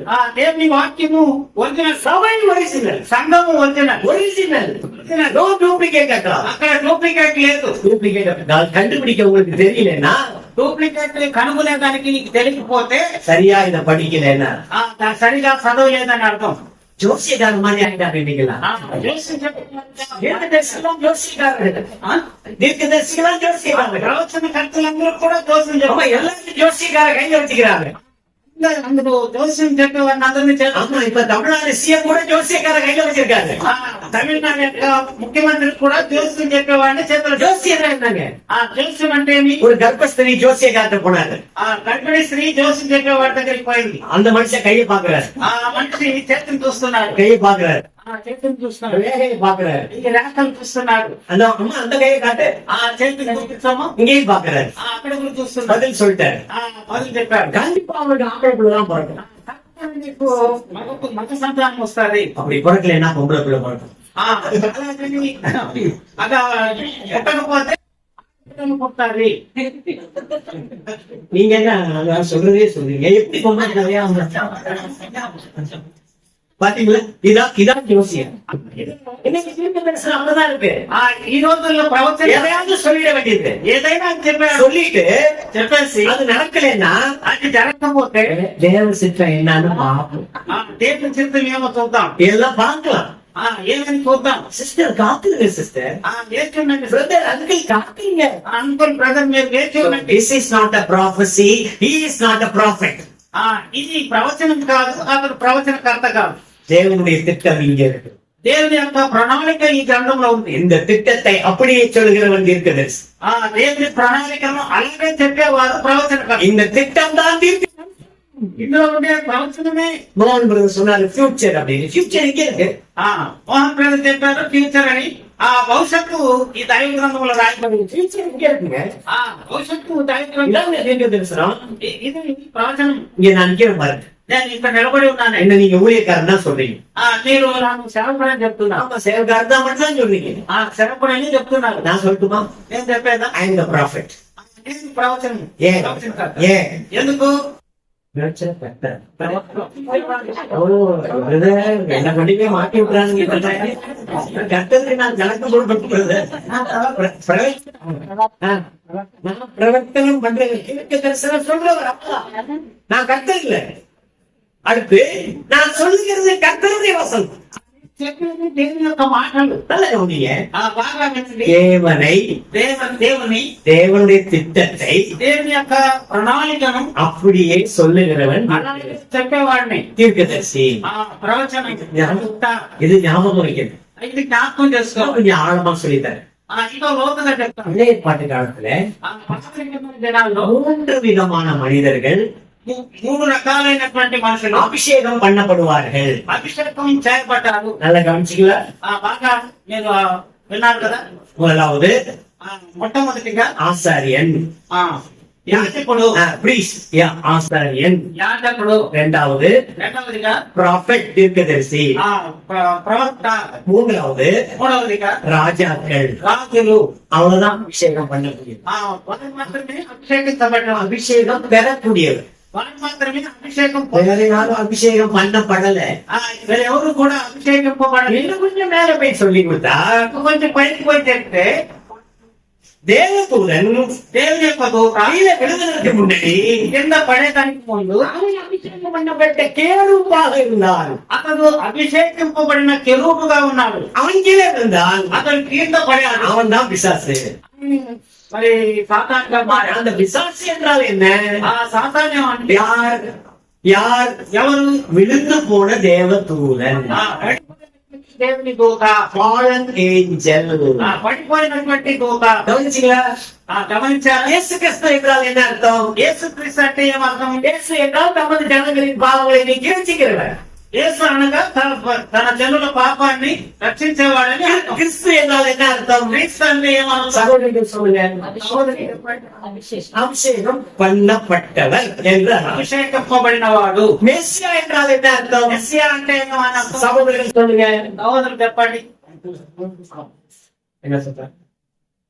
Messiah going to come. వరపోసేరు. ஜலம் என்றால் என்ன அர்த்தம்? జలం అంటే ఏమని అర్థం? நீர். வாட்டர் என்றால் என்ன அர்த்தம்? இதற்கு ஒன்னே சொல்லி அது போல கிறிஸ்து என்றாலும் மேசியா என்றாலும் அபிஷேகம் பண்ணப்பட்டவர் என்ற அர்த்தம் வேற வேற லாங்குவேஜிலே சொல்லப்பட்டிருக்கிறது. క్రీస్తు అన్న మెస్సయ్య అన్న ఒకే అర్థాన్ని ఇస్తుంది. యేసు వేరు భాషలు చెప్పబడి இயேசு என்றால் యేసు అనగా தமது ஜனங்களின் பாவங்களை நீக்கி ரட்சிக்கிறவர் என்று பொருள். తమ జనుల పాపమును రక్షించేవాడని అర్థము. இயேசு என்றால் ரட்சிக்கிறவர், கிறிஸ்து என்றால் அபிஷேகம் பண்ணப்பட்டவர், கிறிஸ்து என்றால் அபிஷேகம் பண்ணப்பட்டவர். క్రీస్తు అంటే అభిషేకించబడినవాడు. அப்ப இயேசு கிறிஸ்து அபிஷேகம் பண்ணப்பட்டவரா? యేసుక్రీస్తు అభిషేకించబడిన அபிஷேகம் யாருக்கு பண்ணணும்? ఈ అభిషేకం ఎవరికి చేయాలి? ஆசாரியன், యాజకులకి, தீர்க்கதரிசி, ప్రవక్తలకి, இறைமையா. గాయకులకి. கவனிக்கிறீங்களா? గమనించారా? இயேசு கிறிஸ்து ஆசாரியனா? యేసుక్రీస్తు వారు యాజకుడా? கொஞ்சம் பதில் சொல்லுங்க. అవును, యాజకుడు. அவன் பலி செலுத்தினார். ఆయన బలి సమర్పించి தன்னையே பலி செலுத்தினார். తన బలిగా అర్పించి இயேசு கிறிஸ்து தீர்க்கதரிசியா? యేసుక్రీస్తు ప్రవక్త பிதாவை சொன்னார். యెహోవా చెప్పాడు. பிதாவின் திட்டத்தை சொன்னார். యెహోవా యొక్క ప్రణాళికను చెప్పాడు. அன்று உங்கள் பரலோக ராஜ்யம் சமீபமாக இருக்கிறது என்று சொன்னார். ప్రజల ముందు పరస్పరం సమీపంగా ఉంది అని చెప్పాడు. அவர் தீர்க்கதரிசியா? அவரு ప్రవక్త. அவன் தீர்க்கதரிசி. అవును, ప్రవక్త. இயேசு கிறிஸ்து ராஜாவா? యేసుక్రీస్తు రాజా. பிறக்கும் போது ராஜா, அவர் అక్కడ జన్మించేటప్పుడు రాజు. வாழும் போது ராஜா, சிலுவையே ராஜா, సిలువలో రాజు. இனி வரக்கூடிய ராஜாவாதி ராஜா அவர். ఆయన రాబోతున్న రాజాన్ని రాజుగా இந்த மூன்று பேருடைய வேலையை யார் செய்தது? ఇద్దరు పనులు ఎవరు చేశారు? ஆசாரியனுடைய வேலை, యాజకుని యొక్క బాధ్యత, தீர்க்கதரிசியுடைய வேலை, ప్రవక్త బాధ్యత, ராஜாவுடைய வேலை, రాజు యొక్క బాధ్యత. எல்லா வேலையும் ஒரே ஒரு செய்தார். நான் கர்த்தராகிய இயேசு கிறிஸ்து. మన ప్రభువైన యేసుక్రీస్తు. இப்ப சொல்லுங்க, அவர் பொறுப்புள்ளவரா? ఇప్పుడు చెప్పండి, ఆయన బాధ్యత కలిగిన அவர் சபைக்கு என்ன கொடுத்திருக்கிறார்? ఆయన సంఘానికి ఏమి ఇచ్చినారు? பொறுப்பு கொடுத்திருக்கிறார். బాధ్యతనిచ్చినారు. நல்ல கவனிங்க, பொறுப்பு கொடுத்திருக்கிறார். బాధ్యతనిచ్చినారు. 5 விதமான பொறுப்புகளை தந்திருக்கிறார். బాధ్యతలు ఇచ్చారు. சபையில பொறுப்புள்ளவங்க வேணும். సంఘంలో బాధ్యత కలిగిన వాళ్ళు కావాలి. அப்படியே வந்து உட்கார்றது, వచ్చి కూర్చోవడము, பாட்டு பாடுறது, పాట పాడడం, அப்புறம் ரொட்டி முடிச்சு சாப்பிடுறது, రొట్టెని తీసుకోవడం, கொஞ்சம் திராட்சை ரசம் குடிக்கிறது, కూర్చోవడం, கொஞ்சம் செல்லாத நோட்டை காணிக்கையில் போடுறது, వేయడం. தொண்டர் மந்த వదనాలు நல்லா இருக்குங்களா? బాగున్నారా? நல்லா ஆராதனை பண்ணிக்கிறேன். బాగా அங்கே எப்போ வருவீங்க? తిరగా ఎప్పుడు వస్తారు? அடுத்த ஞாயிற்றுக்கிழமை வருவோம் brother. తిరగా ఆదివారం వస్తారు. வேற எந்த வேலையும் கிடையாது. వేరే పని లేదు. வேற கிடையாது. వేరే పని లేదు. சபையில யார் அவங்க? సంఘంలో వాళ్ళెవరు? நோவா காலத்து காக்கா. కాలంలో நோவா காலத்து காக்கா. కాలంలోని కాకి. நோவா காலத்துல 2 பறவைகள் முக்கியமானது. కాలంలో 2 పక్షులు ముఖ్యమైనది. ஒண்ணு காக்கா, ఒకటైతే కాకి, இன்னொன்னு புறா. ఇంకొకటి పావురం. உள்ள வச்சிருக்கிறாரு, வேலைக்குள்ள இருக்கு. దాంట్లో పెట్టున్నారు. నీళ్ళు ఎవరు ఎక్కిపోయింది அப்படின்னு ஒரு காக்கா விட்டாரு. అని ఒక కాకి పని. காக்கா போனச்சு, కాకి వెళ్ళింది. திரும்பி வரும். తిరిగి என்ன கவனிங்க, தயவு செய்து గమనించాలి. பிரதர் முடிஞ்சிச்சா? இல்லட்டா ஒரு சேர் போட்டாங்க உட்காருங்க பிரதர், எல்லாரும் உங்களையே பாக்குறாரு. ப்ளீஸ் ப்ளீஸ் கொஞ்சம் ஒத்துழைப்பு கொடுங்க. அடுத்த தடவை வராதுன்னா கூட வரமாட்டேன். ஒத்துழைப்பு கொடுத்தா நல்லது ப்ளீஸ். நம்ம நான் கற்றுக்கொள்ள வேண்டிய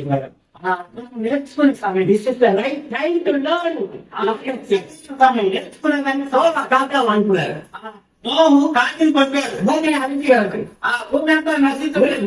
செத்து நடக்குது. செவ்வாய் கூட ஆடு மாடு கழுதை ஒட்டகம் மிருகம் மனுஷன் எல்லாம் செத்து நடக்கிறான். కూడా చనిపోయి శవాలు తెగిపోయింది. எல்லாம் நடக்குது. అన్ని కూడా తెగ ఉంది. காக்கா போதும். కాకిపోయింది. என்ன செய்யும்? கவனிங்க கவனிங்க. కాకి గమనించండి. காக்கா என்ன செய்யும்? కాకి ఏం చేస్తారు? காக்கா என்ன பட்சி? కాకి ఎలాంటి పక్షి? எதையும் சாப்பிடும். తింటారు. பெண்பாடி நடக்குது. శవాలు తింటారు. அது மேல உட்காரும். కూర్చుంటారు. சாப்பிடும். తీసుకుంటుంది. விற்க முடியல. దాన్ని తీసేస్తారు. காலால கிழிக்கும். సాధన ఉంటుంది. திரும்பி எங்க வரும்? తిరిగి వస్తారు. வேலைக்கு வரும். ఓడకి వస్తారు. வருகிறதும் போகிறதுமா இருக்கும். రావడంతో పోవడంగా ఉంది. சில கிறிஸ்தவங்க நோவா காலத்து காக்காவா இருப்பார்கள். కొంతమంది క్రైస్తవులు ஞாயிற்றுக்கிழமை கேடு காக்கா கேட்டு అనుకుంటారు. సంఘంలోకి వస్తారు. வேலைக்கு வந்தவங்க அங்கே போவாரு. ఈ సంఘం నుండి బయటికి పోతారు. அங்கே என்ன இருக்கும்? అక్కడ ఏం అక్కడ అడ్డుపడుతుంటారు. உலகத்துக்கு போவார்கள். లోకానికి వెళ్తారు. கண்ணனை செய்வார்கள். ఏది ఇష్టపడితే திரும்பி வருவார்கள். తిరిగి లోపలికి వస్తారు. நோவா காலத்து காக்கா கிறிஸ்தவர்கள் இருக்கிறார். ఆ నోము కాలంలో ఉన్నటువంటి కాకిని పోలిన వారు இன்னொரு பறவை. ఇంకొక పక్షి ఉంది. அது புறா. అది పావులమే. புறா. అది పావులు. அதை விடுகிறார். దాన్ని వదులుతాడు. அது கால் வைக்க இடமில்லை. కాలు మోపుటకు స్థలం లేదు. எங்கே கால் வைக்க வருது? ఎక్కడ కాలు మోపే அசுத்தத்தில் கால் வைக்காது. అశుద్ధమైన స్థలంలో కాలు அது எப்படிப்பட்ட பறவை? అది ఎలాంటి పక్షి? சுத்தமான பறவை. పవిత్రమైనది. அது அசுத்தத்தில் கால் வைக்காது. அது எப்படி சாப்பிடாது. கால் வைக்க இடமில்லை. ఆ కాలు మోపేది உடனே ஓடி வருகிறது. వెంటనే తిరిగి లోపలికి వస్తాం. நோவா அந்த ஜன்னலை திறந்து கையை நீட்டுகிறார். నోము ఆ కిటికీని తెరిచి చేతిని చాచుతున్నాడు. கையை நீட்டுகிறார். ఆ చేతిని చాచుతున్నాడు. நான் சொல்லுவேன், புறாவுக்கு தெய்வம் யார்? ఆ పావునికి దేవుడు ఎవరు? நோவாதான். నోవహే. அந்த இடத்துல நோவாதான் ఆ స్థలంలో నోవహు. கையை நீட்டி புறாவை தன்னிடமாய் சேர்த்துக் கொண்டார். ఆ చేతిని చాచి పావులన్నీ లోపలికి తీసుకుంటున్నారు. தம்பி தங்கச்சி, நீ புறாவா இருக்க விரும்புறியா? నువ్వు పావులుగా ఉండదలుచుకుంటున్నావా? காக்காவா இருக்க விரும்புறியா? புறாவா இருக்க விரும்புறியா? కాకిగా ఉండాలని ఇష్టపడుతున్నావా? పావులుగా ఉండాలని ఇష్టపడుతున్నావా? அத்தனையே காணும். நீங்க மௌனமா இருந்தாலும் நான் என்ன நினைச்சிட்டேன் தெரியுமா? మౌనంగా ఉండేదాన్ని నేనేమనుకుంటున్నానంటే சண்டே நான் புறா, மண்டே டு சாட்டர்டே காக்கா. సోమవారం నుంచి శనివారం వరకు నేను ஆமாங்க, అవునండి. காக்காவை புறாவை மாத்த முடியுமா?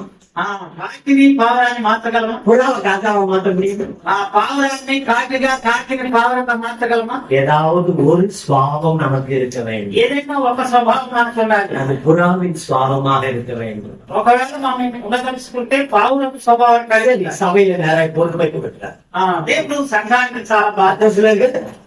அப்போஸ்தலர்கள், అపోస్తలులు, தீர்க்கதரிசிகள், ప్రవక్తలు, சுவிசேஷர்கள், సువార్తికులు, மேய்ப்பர்கள், కాపరులు, போதகர்கள் ఉపదేశకులు ஏன் கொடுக்கிறார்? ఎందుకు ఇచ్చాడు? சபையில எதுக்கு கொடுக்கிறார்? ఎందుకు ఈ సంఘములో ఈ బాధ్యత ఇచ్చాడు? எபேசியர் ఎఫెసీ పత్రిక 4వ அதிகாரம் 4వ అధ్యాయం 11, 12 2 వచనాలు. 11 వచనాలను చదువుకున్నాం. మనం ఇంతకు విశ్వాస విషయంలో దేవుని కుమారుని కూర్చున్న జ్ఞాన విషయంలోను ఏకత్వం పొంది సంపూర్ణ పురుషుల వరకు అనగా క్రీస్తులకు కలిగిన సంపూర్ణతకు సమానమైన సంపూర్ణత కలవాలని వరకు ఆయన ఇలాగ నియమించను. 5 பொறுப்புகள், 5 வேலைகள். 5 బాధ్యతలు, 5 పనులు. என்ன வேலைகள்? ఏ పనులు? விசுவாசிகள் విశ్వాసులు விசுவாசத்திலும் విశ్వాసములను அறிவிலும் జ్ఞానంలోను ஒருமைப்பட்டவர்களாய் இருக்க வேண்டும். ఏకత్వము పొందినవారుగా ఉండాలి. விசுவாசத்துல ஒருமைப்பட்டவர்கள், విశ్వాసములో ఏకత్వం పొందినవారు, அறிவில் ஒருமைப்பட்டவர்கள், జ్ఞానంలో ఏకత్వం పొందినవారు, கர்த்தரை அறிகிற அறிவு வளரணும். దేవుని తెలుసుకునేటటువంటి జ్ఞానంలో நம்முடைய விசுவாசம் வளரணும். విశ్వాసం எனவேதான் இந்த பொறுப்புகள். అందుకని ఈ బాధ్యత ఇచ్చారు. இரண்டாவது காரியம் என்ன? రెండవ విషయం ఏమంటే அதாவது for fullness of Christ. இயேசு கிறிஸ்துவின் பூரண வளர்ச்சிக்கு தக்கதாக సంపూర్ణ పురుషులకు మనకు సంపూర్ణతకు సమానమైనటువంటి వారంగా కావాలి. வளர்ச்சி ரொம்ப அவசியம். చాలా ఎదుగుదల అవసరం. ஆண்டவர் ஆதாம்கிட்ட சொன்னாரு, நீ பல்லுக்கு பெருகினாரு. என்ன காரணம்? ఫలించి నువ్వు ఎదిగి ఫలించాలని ఆదాంతో చెప్పాడు. ஆதாம் ஏன் பல்லுக்கு பெருகினார்? ఎందుకు ఫలించి ఎదగాలని చెప్పాడు. என் பாஷையில சொன்னா, சாதாரணமா சொன்னா, நிறைய பள்ளியை கத்துக்கோ அப்படின்னு சொல்லிட்டார். చెప్పాలంటే ఎంతమంది బిడ్డల కారణం చెప్పాడు. பல்லுக்கு ఫలించి ఎదగాల, பூமியை நிரப்பி భూమిని నింపాలి, அதை கீழ்ப்படுத்தி దానిని లోపరుచుకోవాలి. அந்த இடத்துலதான் உலகமே தப்பு பண்ணுது. பூமியை கீழ்படுத்திக்கிறத மட்டும் புரிஞ்சுக்கல, யாருமே பாஸ்டரே பண்ணிக்கல. நான் சொல்லுவேன், காசை மிதி, ஆண்டவரை மதி என்று சொல்லுவேன். దానిని కొమ్మి వేయాలి, దేవుని కాపాడాలి. உலகம் ஒண்ணும் இல்ல, లోకం ఏమి లేదు, ஒண்ணுமே கிடையாது. ఏమి లేదు. தங்கம் விலை கூட, బంగారు ఖరీదు, வயிறு அதை விலை கூட, వైద్యులేమో దానికంటే ఖరీదైంది. சுத்திய விளைவுகளெல்லாம் இருக்கு. చాలా కాలం మిగిలింది. ஆண்டவர் பார்வையில் அதெல்லாம் குப்பை, దేవుని యొక్క దృష్టిలో అవన్నీ కూడా చేత அதெல்லாம் கழிச்சு. అదంతా కూడా ஒண்ணுமில்ல.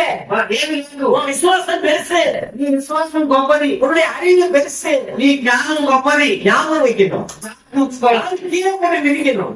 దాని కింద కొట్టి దాన్ని కొట్టాలి. ஒண்ணுல ஒரு 50 ரூபாய் கீழே வந்துருச்சுன்னு வைங்க, ఏమి లేదు. ఒక 50 రూపాయల నోటు కింద పడినప్పుడు 50 ரூபா வேணும், 10 ரூபாய் எடுத்துக்குவோம். 50 రూపాయలు 10 రూపాయలు ఇస్తున్నామా, கீழே வந்துருச்சு, కింద పడిపోయింది. கால் வச்சு தெரியாம கால் பட்டுச்சு, తెలియకుండా కాలు తగిలింది. உடனே என்ன செய்வோம்? వెంటనే ఏం చేస్తాం? குடிஞ்சு எடுப்போம். వంగి తీసుకుంటాం. அப்புறம் తర్వాత ఏం చేస్తాం? அங்க பாருங்க, நல்லா கண்ணுல அப்படியே ஒரு பாத்துறீங்களா? చూస్తున్నారా? நான் என்ன செய்வேன், கீழே நோட்டு இருந்தா காலாலே அப்படியே எடுத்து அப்படியே நான் கும்பிட மாட்டேன், அதை மதிக்க மாட்டேன். எனக்கு மனுஷன் கண்டுபிடிச்சது, என்ன தெய்வம் உண்டாக்கினார், எனக்கு விசுவாசத்தை தந்திருக்கிறார், நான் பரிசுத்தவான், நீதிமான், மாறக்கூடாது. నేను కింద పడిన నోట్ని కాళ్ళలోనే తీసుకొని పెట్టుకుంటున్నాను. ఎందుకంటే నేను విశ్వాసిని, విశ్వాసం కలిగినటువంటి వాడిని. வளர்ச்சி அவசியம், ఎదుగుదల అవసరం. பழுகி பெருகி ఫలించి ఏది ఫలించాం. வளர்ந்துங்க. సంఘము ఎదగాలి.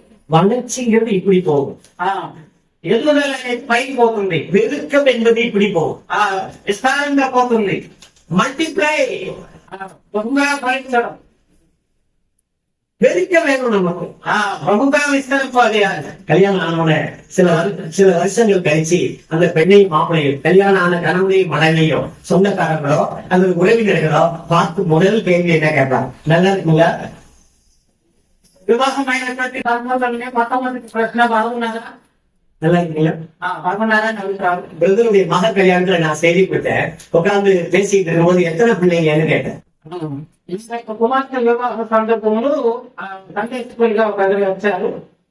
మీకు ఎంతమంది పిల్లలని అడిగారు. இல்ல மகளுக்கு எத்தனை பிள்ளைங்க? కుమార్తెకి ఎంతమంది పిల్లలని అడిగాను. தப்பா டிரான்ஸ்லேட் பண்ணி வெரி குட். சரி கவனிங்க, எத்தனை பிள்ளைங்க? ఎంతమంది పిల్లలు ఎதை కామిக்கிறது, అది దేన్ని చూపిస్తా ఉంది? குடும்ப விஸ்தரிப்பு, కుటుంబం విస్తరించిన సంగతి. சபை விஸ்தரிப்பு வேண்டும், సంఘం విస్తరించాలి, பக்தியிலே விருத்தி அடைய வேண்டும், భక్తిలో వృద్ధి చెందాలి, விசுவாசத்திலே பெருக்க வேண்டும், విశ్వాసంలో వృద్ధి చెందాలి, தேவகுமாரனுடைய சாயலுக்கு ஒப்பாக மகிழ்ப்பட வேண்டும். దేవుడి కుమారుని రూపానికి సమంగా రావాలి. நம்ம யார மாதிரி கேட்போம்? ఎవరి మీద ఉన్నాము? யாரு மாதிரி இருக்கணும்? ఎవరి మీద ఉండాలి? யாரு மாதிரி இருக்கணும்? ఎవరి మీద ఉండాలి? முகச்சாயல் அல்ல, ఒక ఛాయ కాదు, நடைமுறை வாழ்க்கை. మనం జీవించే జీవితం எப்படி இருக்கணும்? ఎలా ఉండాలి? யார் மாதிரி இருக்கணும்? ఎవరిని పోయి ఉండాలి? நிறைய பேர் சொல்லுவாங்க చాలా మంది அந்த చెప్తారు. பாஸ்டர் மாதிரி இருக்கணும், పాస్టర్ மாதிரி அந்த ఉండాలి. டாக்டர் மாதிரி இருக்கணும், దావీదు పోయి மோசஸ் மாதிரி இருக்கணும். మోసే పెట్టి ఉండాలి. நான் தான் யோசிக்கிறேன். ఆలోచించాడు. மோசே ஒரு கொலைகாரன். మోసే అంతకుడు. தாவீது தெரிஞ்சே தப்பு பண்ணான். తెలుసు కాబట్టి பெண்ணுக்காக அவனுடைய புருஷனே கொண்டுட்டான். ఒక స్త్రీ కోసం భర్తనే చంపేశాడు. கொண்டுட்டான் கொலைகாரன். అప్పుడు அவன் கொண்டாடி எடுத்துக்கிட்டான் விபச்சாரி. అతని భార్యను తీసుకొని వ్యభిచారయ్యాడు. ஒருத்தர் சொன்னார், நான் சாலமோன் பாட்டி ஆணியா இருக்கேன். స్వయంగా జ్ఞాపకం ఉండాలంటున్నాను. சாலமோன் எத்தனை கொண்டாடி? భార్యను అడిగాను. எத்தனை கொண்டாடி? ఎంతమంది భార్యలు, எத்தனை வைப்பாட்டி? ఎంతమంది ఉపపత్నులు? பாத்தீங்களா? காம்புபைன்ஸ் ஆங்கில வார்த்தை. ஏங்க சாலமோன் மாதிரி இல்லைங்க, இல்லைங்க, இல்லைங்க, எனக்காக உயிர் கொடுத்த ரட்சகர் இயேசுவை போல வேண்டும். దానిలోనే కాదు, మోసే మాదిరి కాదు, సొలొమోన్ మాదిరి కాదు, కానీ నా కోసం ప్రాణం పెట్టిన దేవుని పోలి ఉండాలి. கிறிஸ்துவ போல வளர்றது. క్రీస్తుని పోలి ఎదగాలి. 5 பதவிகள் இருக்கு. 5 బాధ్యతలు పదవి. விசுவாசத்திலும் அறிவிலும் ஒருமைப்பட வேண்டும்.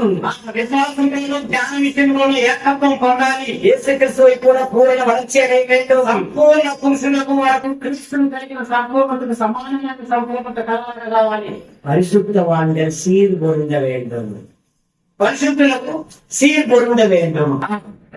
வசனம் இருக்குது, 11-12. సంపూర్ణ క్రీస్తు శరీరం క్షమాపణ పొందేందుకు పరిచర్య జరుగుతుంది. ஆமா, அங்கங்கே சில மிஸ்டேக் பண்ணணும். అక్కడే మనం కొన్ని తప్పులు జరుగుతుంది. சீர் பொருந்த வேண்டும். మనము సంపూర్ణమైన క్షమాపణ పొందాలి. அடுத்த வேலை என்ன? తర్వాత పని சுவிசேஷ வேலைக்காக. పరిచర్య ధర్మము జరిగించు. சுவிசேஷம் யார் சொல்லுவோம்? పరిచర్య ఎవరు చెప్పాలి? கொஞ்சம் பேசுறீங்களாமே. చెప్పండి. சுவிசேஷம் யார் சொல்லணும்? పరిచర్య ఎవరు చేయాలి? சுவார்த்தை யார் சொல்லணும்? ఎవరు చెప్పాలి? பேச மாட்டீங்களா? யார் அதை சொல்லணும்? సువార్త ఎవరు ప్రకటించాలి? ரட்சிக்கப்பட்டவர்கள் விசுவாசிகள் யாரு சொல்லணும்? ఎవరికి చెప్పాలి?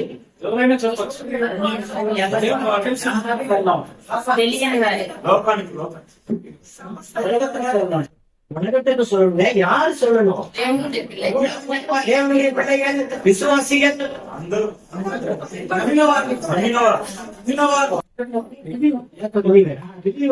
ஏற்றுக்கொண்டவர்கள் ஒருத்தர் கூட நான் சொல்லணும்னு சொன்னீங்களா? ఒక్కరు కూడా నేను చెప్పాలి అని చెప్పాలి. அந்த பாப்பா சொன்னாங்க விசுவாசிகள். அப்ப நீங்க விசுவாசி இல்லையா? విశ్వాసులు அந்த அக்கா சொன்னாங்க பரிசுத்தவான் இல்லையா? நீங்க பரிசுத்தவான் இல்லையா? పరిశుద్ధులకి அந்த அக்கா சொன்னீங்க believer. அப்ப நீங்க believer இல்லையா? బిలీవర్ కాదా? பாத்தீங்களா, சில பேர் சில வசனத்தை சொந்தம் பாராட்டி பேசுவது இல்லை. అది సొంతం చేసుకొని వాక్యాన్ని సొంతం చేసుకొని మాట్లాడటం లేదు. சில பேர் என்ன சொல்லுவாங்க? కొంతమంది ఏం చెప్తారు? யார் சுவிசேஷம் சொல்லணும்? ఎవరు పరిచర్య ஊழியக்காரர் சொல்லணும். సువార్తను చెప్పాలి. வேதம் அப்படி சொல்லல. దేవుని వాక్యాన్ని అలా చెప్పలేదు. ஆண்டவர் தன்னுடைய சீடர்களை அழைத்தார். ప్రభు వారు శిష్యులను పిలిచారు. நீங்க உலகமெங்கிலும் போ என்று சொன்னார். మీరు సర్వలోకానికి వెళ్ళి சகல ஜாதிகளின் சீசனாக என்று சொன்னார். సర్వ సృష్టికి సువార్తను ప్రకటించండి. சகல ஜாதிகளின் சீசனாக. சகல ஜாதிகளின் சீசனாக. సకల జాతులను శిష్యులు எல்லா நாட்டுக்கும் போ. అన్ని ప్రాంతాలు எல்லாரையும் பாரு. అందరినీ చూడమని, தைத்தனை பாரு. అందరినీ చూడమని, தைத்தனை பாரு. ஐஸ்வர்யவனை பாரு. படிச்சவனை பாரு. படிச்சவனை பாரு. చదివిన వారిని படிக்காதவனை பாரு. చదివిన వారిని చూడ, கிராமத்தில் இருக்கிறவனை பாரு. గ్రామంలో ఉన్న వారిని பக்கத்துல இருக்கிறவனை பாரு. சொல்லு, చెప్పమన్నా சொல்லு. చెప్పు. கர்த்தருடைய கட்டளை. దేవుని యొక్క ఆజ్ఞ. காலையில விளம்பரம் பத்தி எடுத்தாங்க, உலேசிமை பத்தி எடுத்தாங்க. ఉదయకాలమున ఉనేసిమును గురించి చెప్తారు. பவுல் ஜெயிலையும் சுவிசேஷம் சொல்லுகிறவர். పౌలు జైల్లో కూడా సువార్తను நான் பெற்ற என் மகனாகிய உலேசிமோ என்று எழுதுகிறார் என்றால் இந்த உலேசிமை பவுல் எங்கே பெற்றார்? నేను కన్న కుమారుడు ఉనేసిము అని రాస్తే ఎక్కడి నుంచి కన్నాడు? எங்கே பெற்றார்? ఎక్కడి నుంచి కన్నాడు? சிறைச்சாலையில பெற்றார். சிறைச்சாலையில சுவிசேஷம். చెరసాలలో కూడా సువార్తను அப்படி தங்கச்சி తమ్ముడు சுவிசேஷகன். సువార్తికుడు. அடுத்து என்ன?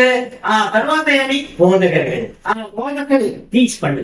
ఉపదేశించాలి. டீச் பண்றதுக்கு முன்னாடி உங்களுக்கு ஒரு கேரக்டர் வேணும், என்ன தெரியுமா? ఉపదేశించడానికి ముందు మీకు ఒక లక్షణాలు ఉండాలి. என்ன கேரக்டர் அது?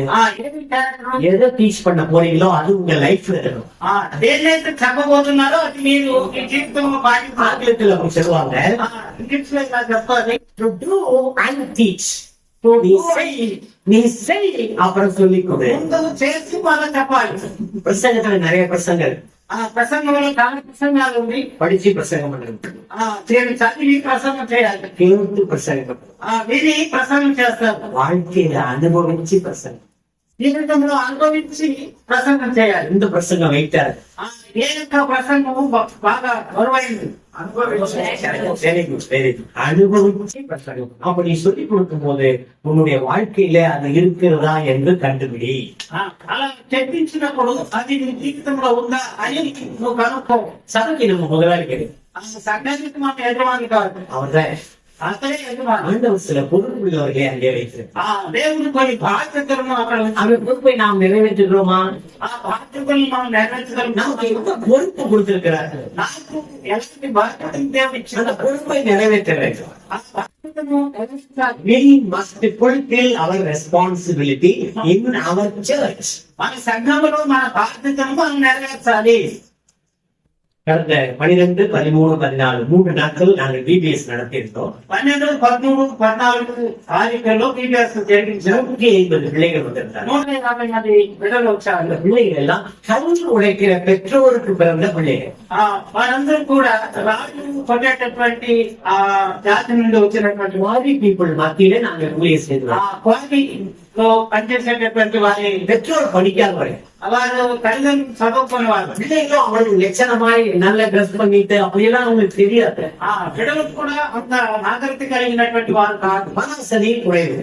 వారికి డబ్బు వసతి తక్కువ. நாங்கள் அவர்களை அழைத்து మేము వారిని ఆహ్వానించి குரூப் வாய்ஸாக பிரித்து వారిని విభాగాలుగా విభజించి அவர்களுக்கு சொல்லியிருக்கோம். వారికి తెలియజేశాం. எங்கள் சபைக்கு உள்ள அத்தனை பேரும் உழைத்தார்கள்.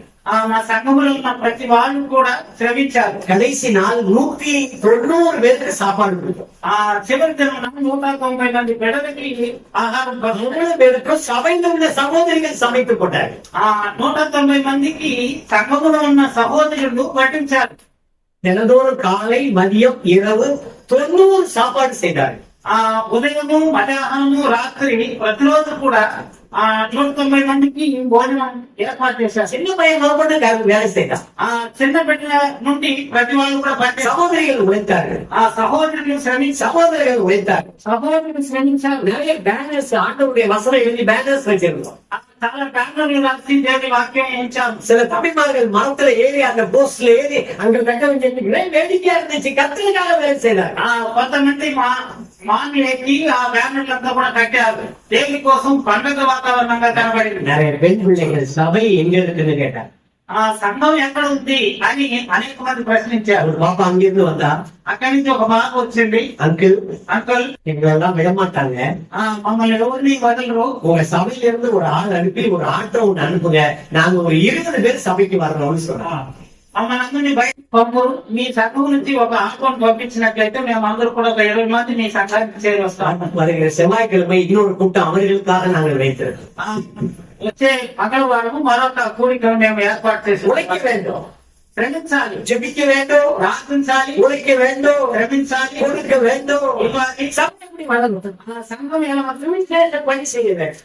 సువార్త పని చేయాలి. இந்த சுவிசேஷ பணியை ஐநா சபையில வேலை பார்க்கிறவன் செய்ய முடியாது. ఈ సువార్త పనిని ఐక్యరాజ్య సమితిలో పనిచేసే వాళ్ళు చేయలేరు. ஆமா, யுஎன்ஓ, யுனைடெட் நேஷனல் ஆர்கனைசேஷன், அவர்கள் இந்த சுவிசேஷ பணியை செய்ய முடியாது. ఈ సువార్త పని చేయలేము. యూనియన్లో ఉండేవాళ్ళు చేయలేరు. ஆனா நீங்கள் செய்யலாம், అయితే మీరు చేయొచ్చు. நான் செய்யலாம். నేను చేస్తాను. ஏன்? ఎందుకు? கர்த்தர் இயேசு கிறிஸ்துவின் ரத்தத்தினால் சம்பாதிக்கப்பட்ட சபை. ప్రభు యేసుక్రీస్తు వారి స్వరక్తం చేత కొనబడినటువంటి సంఘం. செய்றீங்களா? చేస్తారా? நடக்குதா? చేస్తారు. சபை ஊழியம் செய்யும். సంఘం పరిచయం చేయాలి. சபை ஊழியம் செய்யாவிட்டால், సంఘము పరిచయం చేయకపోతే, பேசாவிட்டால், మాట్లాడకపోతే, சுவிசேஷத்தை பேசாவிட்டால், సువార్తను ప్రకటించకపోతే, ஒரு நாய் குலைக்காவிட்டால், ఒక కుక్క మొరపెట్టకపోతే, அந்த பேர் என்ன? దానికి పేరు நீ சொல்லுங்க. ஒரு நாய் குலைக்கவே இல்லை, அதுக்கு பேர் என்ன? కుక్కని మొదలాడి అది వాడు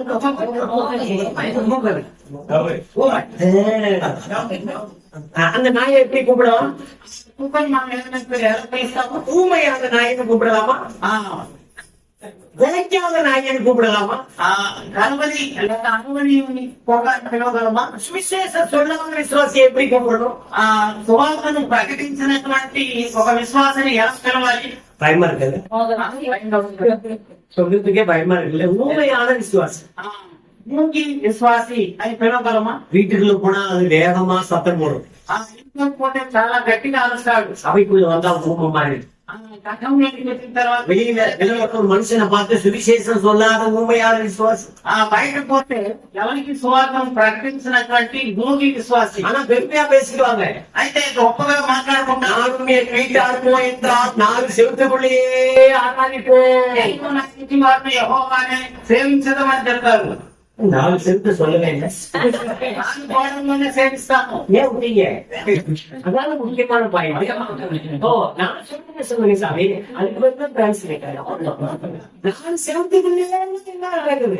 నాలుగు గోడల మధ్య వెళ్తాము. மக்களை பாருங்க, ప్రజలు చూడండి. அவங்களுக்கு ஆண்டவரை சொல்லுங்க, వారికి దేవుని ஒரு ஆறுதலான வார்த்தைகளை சொல்லுங்க, వారిని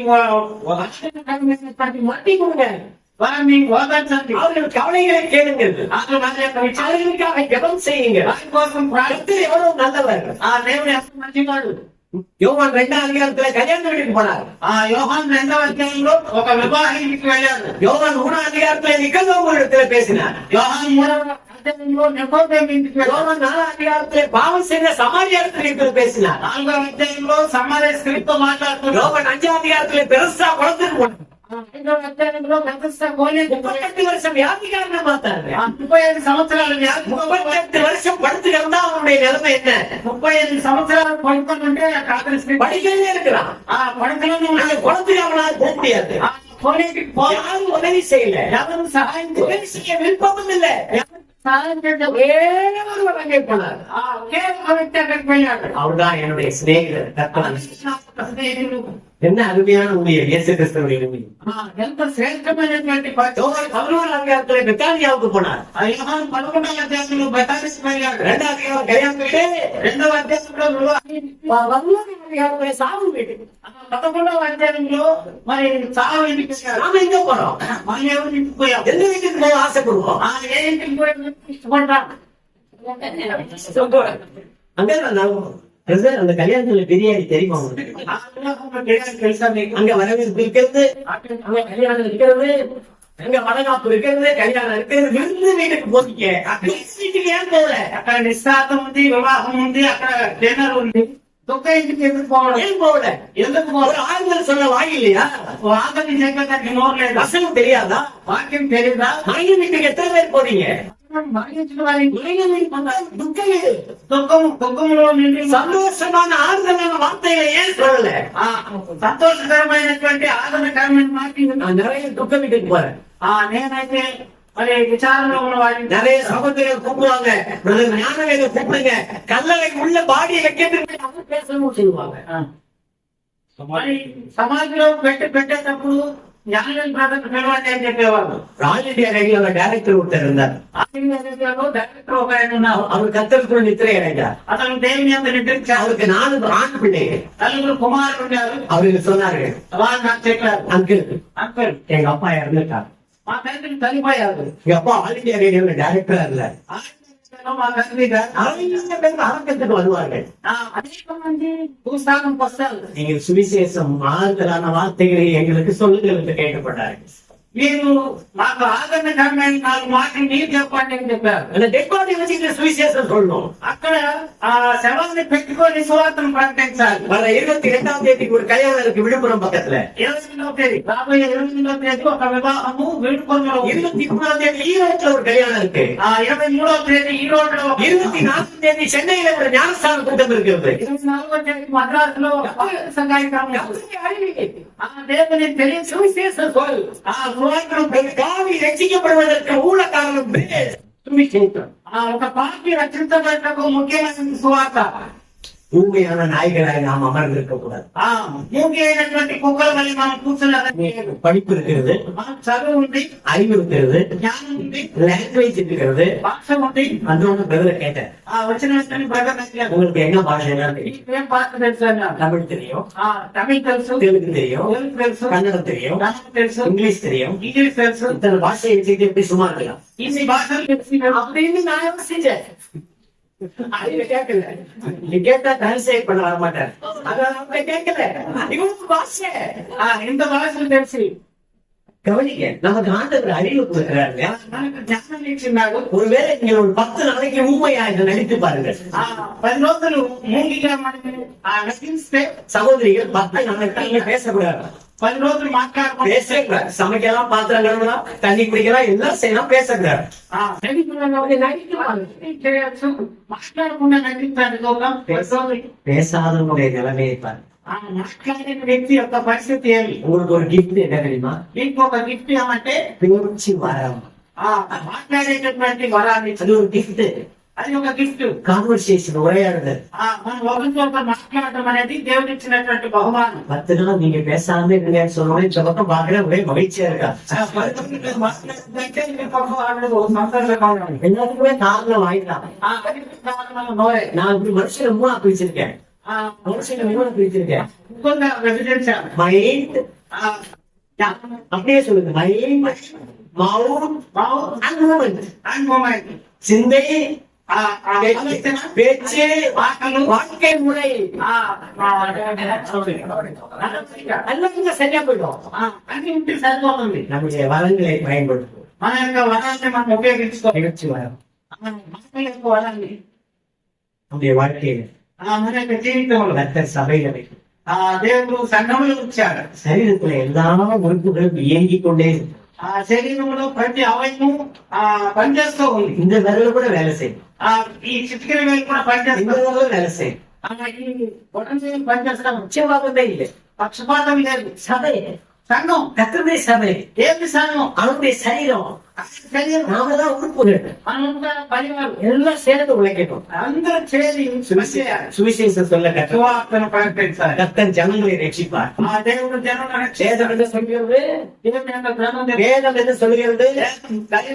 ஒரு பாவி மனம் திரும்பும் போது பரலோகத்தில் மிகுந்த சந்தோஷம் உண்டாயிருக்கு. ఒక పాపని రక్షించబడే సమయంలో పరలోకమందు உலகத்துல எந்த பொருள் வாங்கினாலும் உங்களுடைய சந்தோஷம் அர்த்த சந்தோஷம். ఈ లోకంలో ఏ వస్తువు కొన్నా కానీ సంతోషం వచ్చి అనతికాలు அற்ப சந்தோஷம். సంతోషం. சுவிசேஷம் சொன்னால் பரலோகத்திலே சந்தோஷம். సువార్తను ప్రకటిస్తుంటే పరలోకంలో సంతోషం. தேவனை சந்தோஷப்படுத்த முடியுமா? దేవుని సంతోషం పెట్టగలమా? முடியுமா? అవుతుందా మన వాళ్ళు? மனுஷன் எல்லாம் நிறைய ட்ரை பண்றான். దేవుడు అనేక విషయాలు ప్రయోగిస్తాడు. சாமிக்கு கிரீடம் வாங்கி வைக்கிறான், దేవునికి కిరీటం పెట్టాడు. நெக்லஸ் போட்டு பாக்குறான், ரோஜா பூ மாலை போட்டு பாக்குறான், மல்லிகை பூ மாலை போட்டு பாக்குறான், పూల మాలతో అలంకరిస్తాడు. தூக்கி ஒரு சம்பளத்துல வச்சு பாக்குறான். దాన్ని ఎత్తుకుని ఒక அப்படியே இப்படியே வர்றான். రకంలో లాక్కుంటాడు. அவன் சந்தோஷமா இருக்கிறான். సంతోషంగా ఉన్నాడు. தெய்வ சந்தோஷமா நினைக்கிறான். దేవుడు సంతోషించాలని అనుకుంటున్నాడు. அந்த சந்தோஷம் அவனுக்கு அற்ப சந்தோஷம். ఆ సంతోషం అతనికి అనధికార సంతోషం. ஆனா நீங்க சுவிசேஷம் சொன்னால், అయితే నువ్వు సువార్తను ஒரு பாவி ரசிக்கப்பட்டால் పార్టీ లెక్కను పొందితే பரலோகத்திலே தேவ தூதர்களுக்கு முன்பதாக ஆத்தரிப்பும் சந்தோஷமும் நடைபெறும். పరలోకంలో దేవతలు సంతోషిస్తారు. நீங்க நீங்க சுவிசேஷம் சொல்லி பாருங்க எவ்வளவு சந்தோஷமா இருக்கீங்க. మీరు సువార్తను ప్రకటించుకోవడానికి మీరు ఎలా సంతోషంగా ఉంటారు? அது அனுபவம் இல்லை, అనుభవం లేదు. அனுபவிக்கணும். అనిపించాలి. அனுபவம் இல்ல. అనుభవం లేదు. தம்பி உங்க பேர் என்ன தம்பி? తమ్ముడు నీ పేరు கபில். கபில் பேர். ஓ பெரிய ஆளாச்சே. நீங்க ஒரு பேப்பர் எழுதுங்க, ஒரு பேப்பர் எழுதுங்க தம்பி. சும்மா ஒரு பேப்பர் எழுதுங்க, ஒரு பேனா கொடுங்க, பேனா எழுதுங்க, ஒரு ஓரமா எழுதுங்க. நான் சொல்றேன், பைபிள் எழுதாதீங்க, பேப்பர்ல எழுதுங்க. எதையாவது ஒரு பேப்பர் எழுதுப்பா, சீக்கிரம் கொடுப்பா, அனுபவிக்கிட்டோம் அவரு. ஹெச் ஓ என் இ ஒய் சொல்லுங்க. ஹனி எப்படி இருக்கிறது? ఎలా ఉంది? தம்பி அனிலா பேர் தேர்ந்தார என்ன டேஸ்ட்ல இருக்கு சொல்லுங்க. நீங்க இருக்கு சார். கபில் தேவ் கேட்க என்ன டேஸ்ட்ல இருக்கு? அது எல்லாம் ருச்சிக்கா ఉండాలి. அப்படியே இனிப்பா இருக்கா? எங்க இருக்கு? எதுக்குதான் கவனிச்சிங்களா? அது எழுந்து கொஞ்சம் வாங்கி கையில வச்சு அப்படி சாப்பிட்டு பார்த்தீங்கன்னா இது வேருக்கு நாம் என்னதும் டேஸ்ட் வேற அளவுக்கு ருசி. இதுல ருசி இல்லை. விசுவாசி எப்பொழுதும் தேன் என்று சொல்லி இனிப்பா இருக்கு என்று சொல்லக்கூடாது. என்னுடைய வாழ்க்கையில நான் சுவிசேஷத்தை அறிவிக்கிறேன். தேனை போல நான் அனுபவிப்பேன். சுவிசேஷம் சொல்லி பாருங்கள், மக்களுக்கு சொல்லு. வலது கைக்கு இடது கைக்கு வித்தியாசம் தெரியாத ஜனங்கள் இருக்கிற இயேசு கிறிஸ்துவை சொல்லு. ஈவினிங் ஜனங்களுக்கு இயேசு கிறிஸ்துவை சொல்லு. பாவத்தை தவிர்த்துக்குள்ள குடிக்கிறவனுக்கு இயேசு கிறிஸ்துவை சொல்லு. யார் அதை செய்ய வேண்டும்? கவிதை. யார் அதை செய்ய வேண்டும்? விசுவாசிகள் செய்ய வேண்டும். மகன் என்றும் பெண் என்றும் இல்லை. சகோதரிகள் பெண்கள் மத்தியிலே தாராளமாய் சுவிசேஷம் அறிவிக்கும். Don't waste your time. Don't waste your energy. And don't waste your money. என்னுடைய வாழ்க்கையில் நான் சேமிப்பே கிடையாது. எனக்கு ஒரே நிலம் கூட சொந்தமா கிடையாது. என்னுடைய வாழ்க்கையில இன்னும் மனம் திறந்து பேசுறேன். 1993 சபை ஆரம்பிச்சது. சபையில் 5 ரூபா கூட நாங்க சேர்க்க மாட்டோம். பேங்க் அக்கௌண்டே கிடையாது. என்ன நீங்க மௌனம் ஆயிட்டீங்க? நான் இவன் மறந்துட்டேன். அவன் பேசினாரு. మర్చిపోయి మాట్లాడతానే పోయినాను. సోదరుడు కపిల్ దేవ్ అని రాశాడు. రాసిన మాటను బట్టి ఆయనకి ఆ రుచి వస్తుందా? అనుభవపూర్వకంగా అనుభవించినప్పుడే ఆ రుచి తెలుస్తుంది. కాబట్టి సమయమైన అసమయమైన నేను సువార్తను ప్రకటించి అనుభవించి ఆ సువార్త యొక్క తీయదకని నేను ఆస్వాదిస్తున్నాను, ఆనందిస్తున్నాను. కాబట్టి రాసినంత మాత్రాన అనుభవపూర్వకంగా తీపి యొక్క రుచిని మనం తెలుసుకోలేము. అనుభవపూర్వకంగా మనం అనుభవించినప్పుడే తీపి యొక్క రుచిని మనం తెలుసుకోగలము అన్న విషయాన్ని తెలియజేస్తాం. எனவே சுவிசேஷம் அறிவிப்பதற்கு முன்னே வாருங்கள். అందరూ బట్టి సువార్తను ప్రకటించడానికి మీరు అందరూ కూడా ముందు. Don't waste your time. మీరు కాలం వృధా చేయొద్దు. Don't waste your energy. ఈ శక్తిని వృధా చేయొద్దు. Don't waste your money and belongings. మీ యొక్క విలువైనటువంటి డబ్బుని మీరు వృధా చేయొద్దండి. எங்களுடைய சபையில பணம் சேர்த்து வைக்கிறதே கிடையாது. మా సంఘంలో డబ్బును కూర్చుకోవడం లేదు. நான் ஒரு எழுத்தாளராக இருக்கிறேன். నేను ఒక పాత్రికేయుడుగా ఉన్నాను. அடிக்கடி துண்டு பத்திரிகைகள் எழுதுவேன். అప్పుడప్పుడు ఒక చిన్న చిన్న పత్రికలు రాసేవాడిని. சபையில கிடைக்கிற பணத்தை எடுத்து போய் ஒரு 10,000 நோட்டீஸ் அடிச்சு கவர்மெண்ட் வந்துருவேன். వెంటనే సంఘంలో డబ్బులు తీసుకోవాలి పోయి ఒక 10,000 పత్రికలు ప్రింట్ చేసి తెచ్చేవాడిని. சபை விசுவாசிகள் சபை முடிஞ்சவங்க கொஞ்சம் எடுத்துட்டு போயிடுவாங்க. సంఘంలో ఉన్న విశ్వాసులు సంఘం ముగిసిన వెంటనే కొన్ని పత్రికలు 5 ரூபா கூட சேர்த்து வைக்கிறேன்.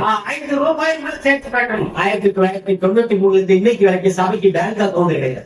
93 సంవత్సరం నుంచి ఇప్పటి వరకు బ్యాంక్ అకౌంట్ సంఘానికి బ్యాంక్ பணத்தை போடுற பேங்க்ல போடுறீங்க. మీరు డబ్బులు తీసుకొని పోయి బ్యాంక్ లో దాచిపెట్టారు. சபை பணம் பேங்க்ல கிடக்கு. సంఘం యొక్క డబ్బులు బ్యాంక్ లో லட்சக்கணக்கான ரூபாய் கிடக்கு. లక్షల కొద్ది డబ్బులు ఆంధ్రలో ఎన్ని కోట్లు ఉందో சபை பணம் ஏன் அங்க போகுது? సంఘం యొక్క డబ్బులు ఎందుకు బ్యాంక్ ஊழியருக்கு கொடு, పేదవాళ్ళకి ఇవ్వు, ஊழியத்துக்கு கொடு, సేవకి சுவிசேஷ வேலைக்கு கொடு, సువార్తికుడికి ఇవ్వు. சுவிசேஷம் எப்படி செய்ய வேண்டும் என்று சிந்தித்து பார்.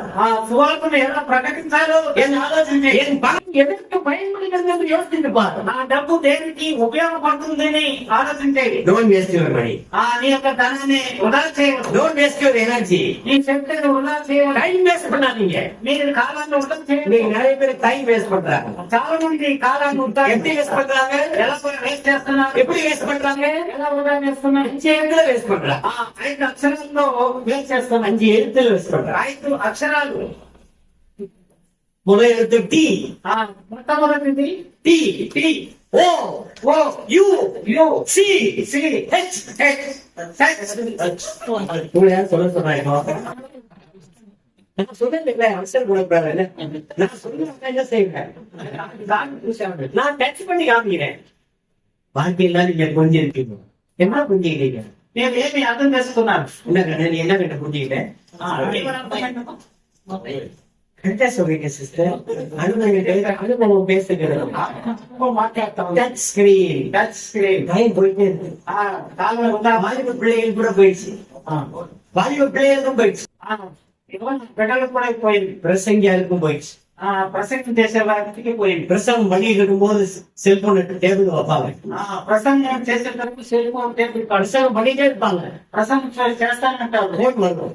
ఫోన్ వస్తాయి. அத அசிங்க கேட்டுருவாங்க. చేసి వదులుతాడు. கேட்கிறவர் என்ன செல்வார் நினைப்பாரு, వినేవాడు ఏమనుకుంటాడు, ஓ பிரதர் பிஸியா இருக்கிறாரு, இப்போ బ్రదర్ బిజీగా ఉన్నాడు, அப்போ உங்க கவனம் போன்ல போயிடுச்சுன்னு தானே அர்த்தம். ఫోన్ వెళ్ళిపోయిందని అర్థం కదా. டச்லயே டைம். టచ్ లో టైం పోతా ఉంది. புருஷ மனைவி டச் இல்ல, భార్య భర్తలకి టచ్ లేకుండా நல்ல டச்ல மட்டும் டச். టచ్ లో మాత్రం టచ్ ఉంది. ஆமா, ஒருத்தர் சொல்றாரு நான் ராத்திரி 1 மணிக்கு தான் படுப்பேன். రాత్రి 1 గంటకే திருச்சியில ஒரு காலேஜ் இருக்கு, చర్చిలో ஆபீஸ்ல ஒரு கிறிஸ்டியன் ஒர்க் பண்றாரு. ఆఫీసులో ఒక క్రిస్టియన్ పనిచేస్తాను. அவர் எனக்கு ஃப்ரெண்டு. నా స్నేహితుడు முகம்ல ஒரு மாதிரி இருந்துச்சு. ఒక మాదిరిగా ఉంది. காலையில அவரை பார்க்க போனேன், ఉదయం ఆయన చూడపోయా. ரொம்ப டயர்டா இருந்தாரு. చాలా టైర్డ్గా ఉంటాడు. அவர் சொன்னாரு, ఆయన చెప్పాడు, நானே சமைச்சு నేనే వంట చేసి எல்லாம் ப்ரிப்பேர் பண்ணி అన్ని సిద్ధం చేసి 2 பிள்ளைங்களுக்கு டிஃபன் சாப்பாடு கட்டி கொடுத்துட்டு, ఇద్దరు బిడ్డలకి వారికి ఆహారం, என் ஒய்ஃபுக்கு சாப்பாடு கொடுத்துட்டு భార్యకు కూడా ఆహారం సిద్ధం நான் చేసి வேலைக்கு வந்திருக்கேன். నేను పనికి వచ్చాను. நான் கேட்டேன், அவங்க ஒய்ஃபுக்கு உடம்பு சரியில்லையா? నేను అడిగాను, నీ భార్యకి ఏమైనా ఆరోగ్యం బాగలేదా? அவங்க நைட்டு 3 மணி வரைக்கும் டச்சில் இருப்பாங்க. ఆమె టచ్ ఫోన్ ఉండాలి. நாங்க என்ன செய்வோம்? నేనేం తింటుంది. பாவம் அந்த மனுஷன்.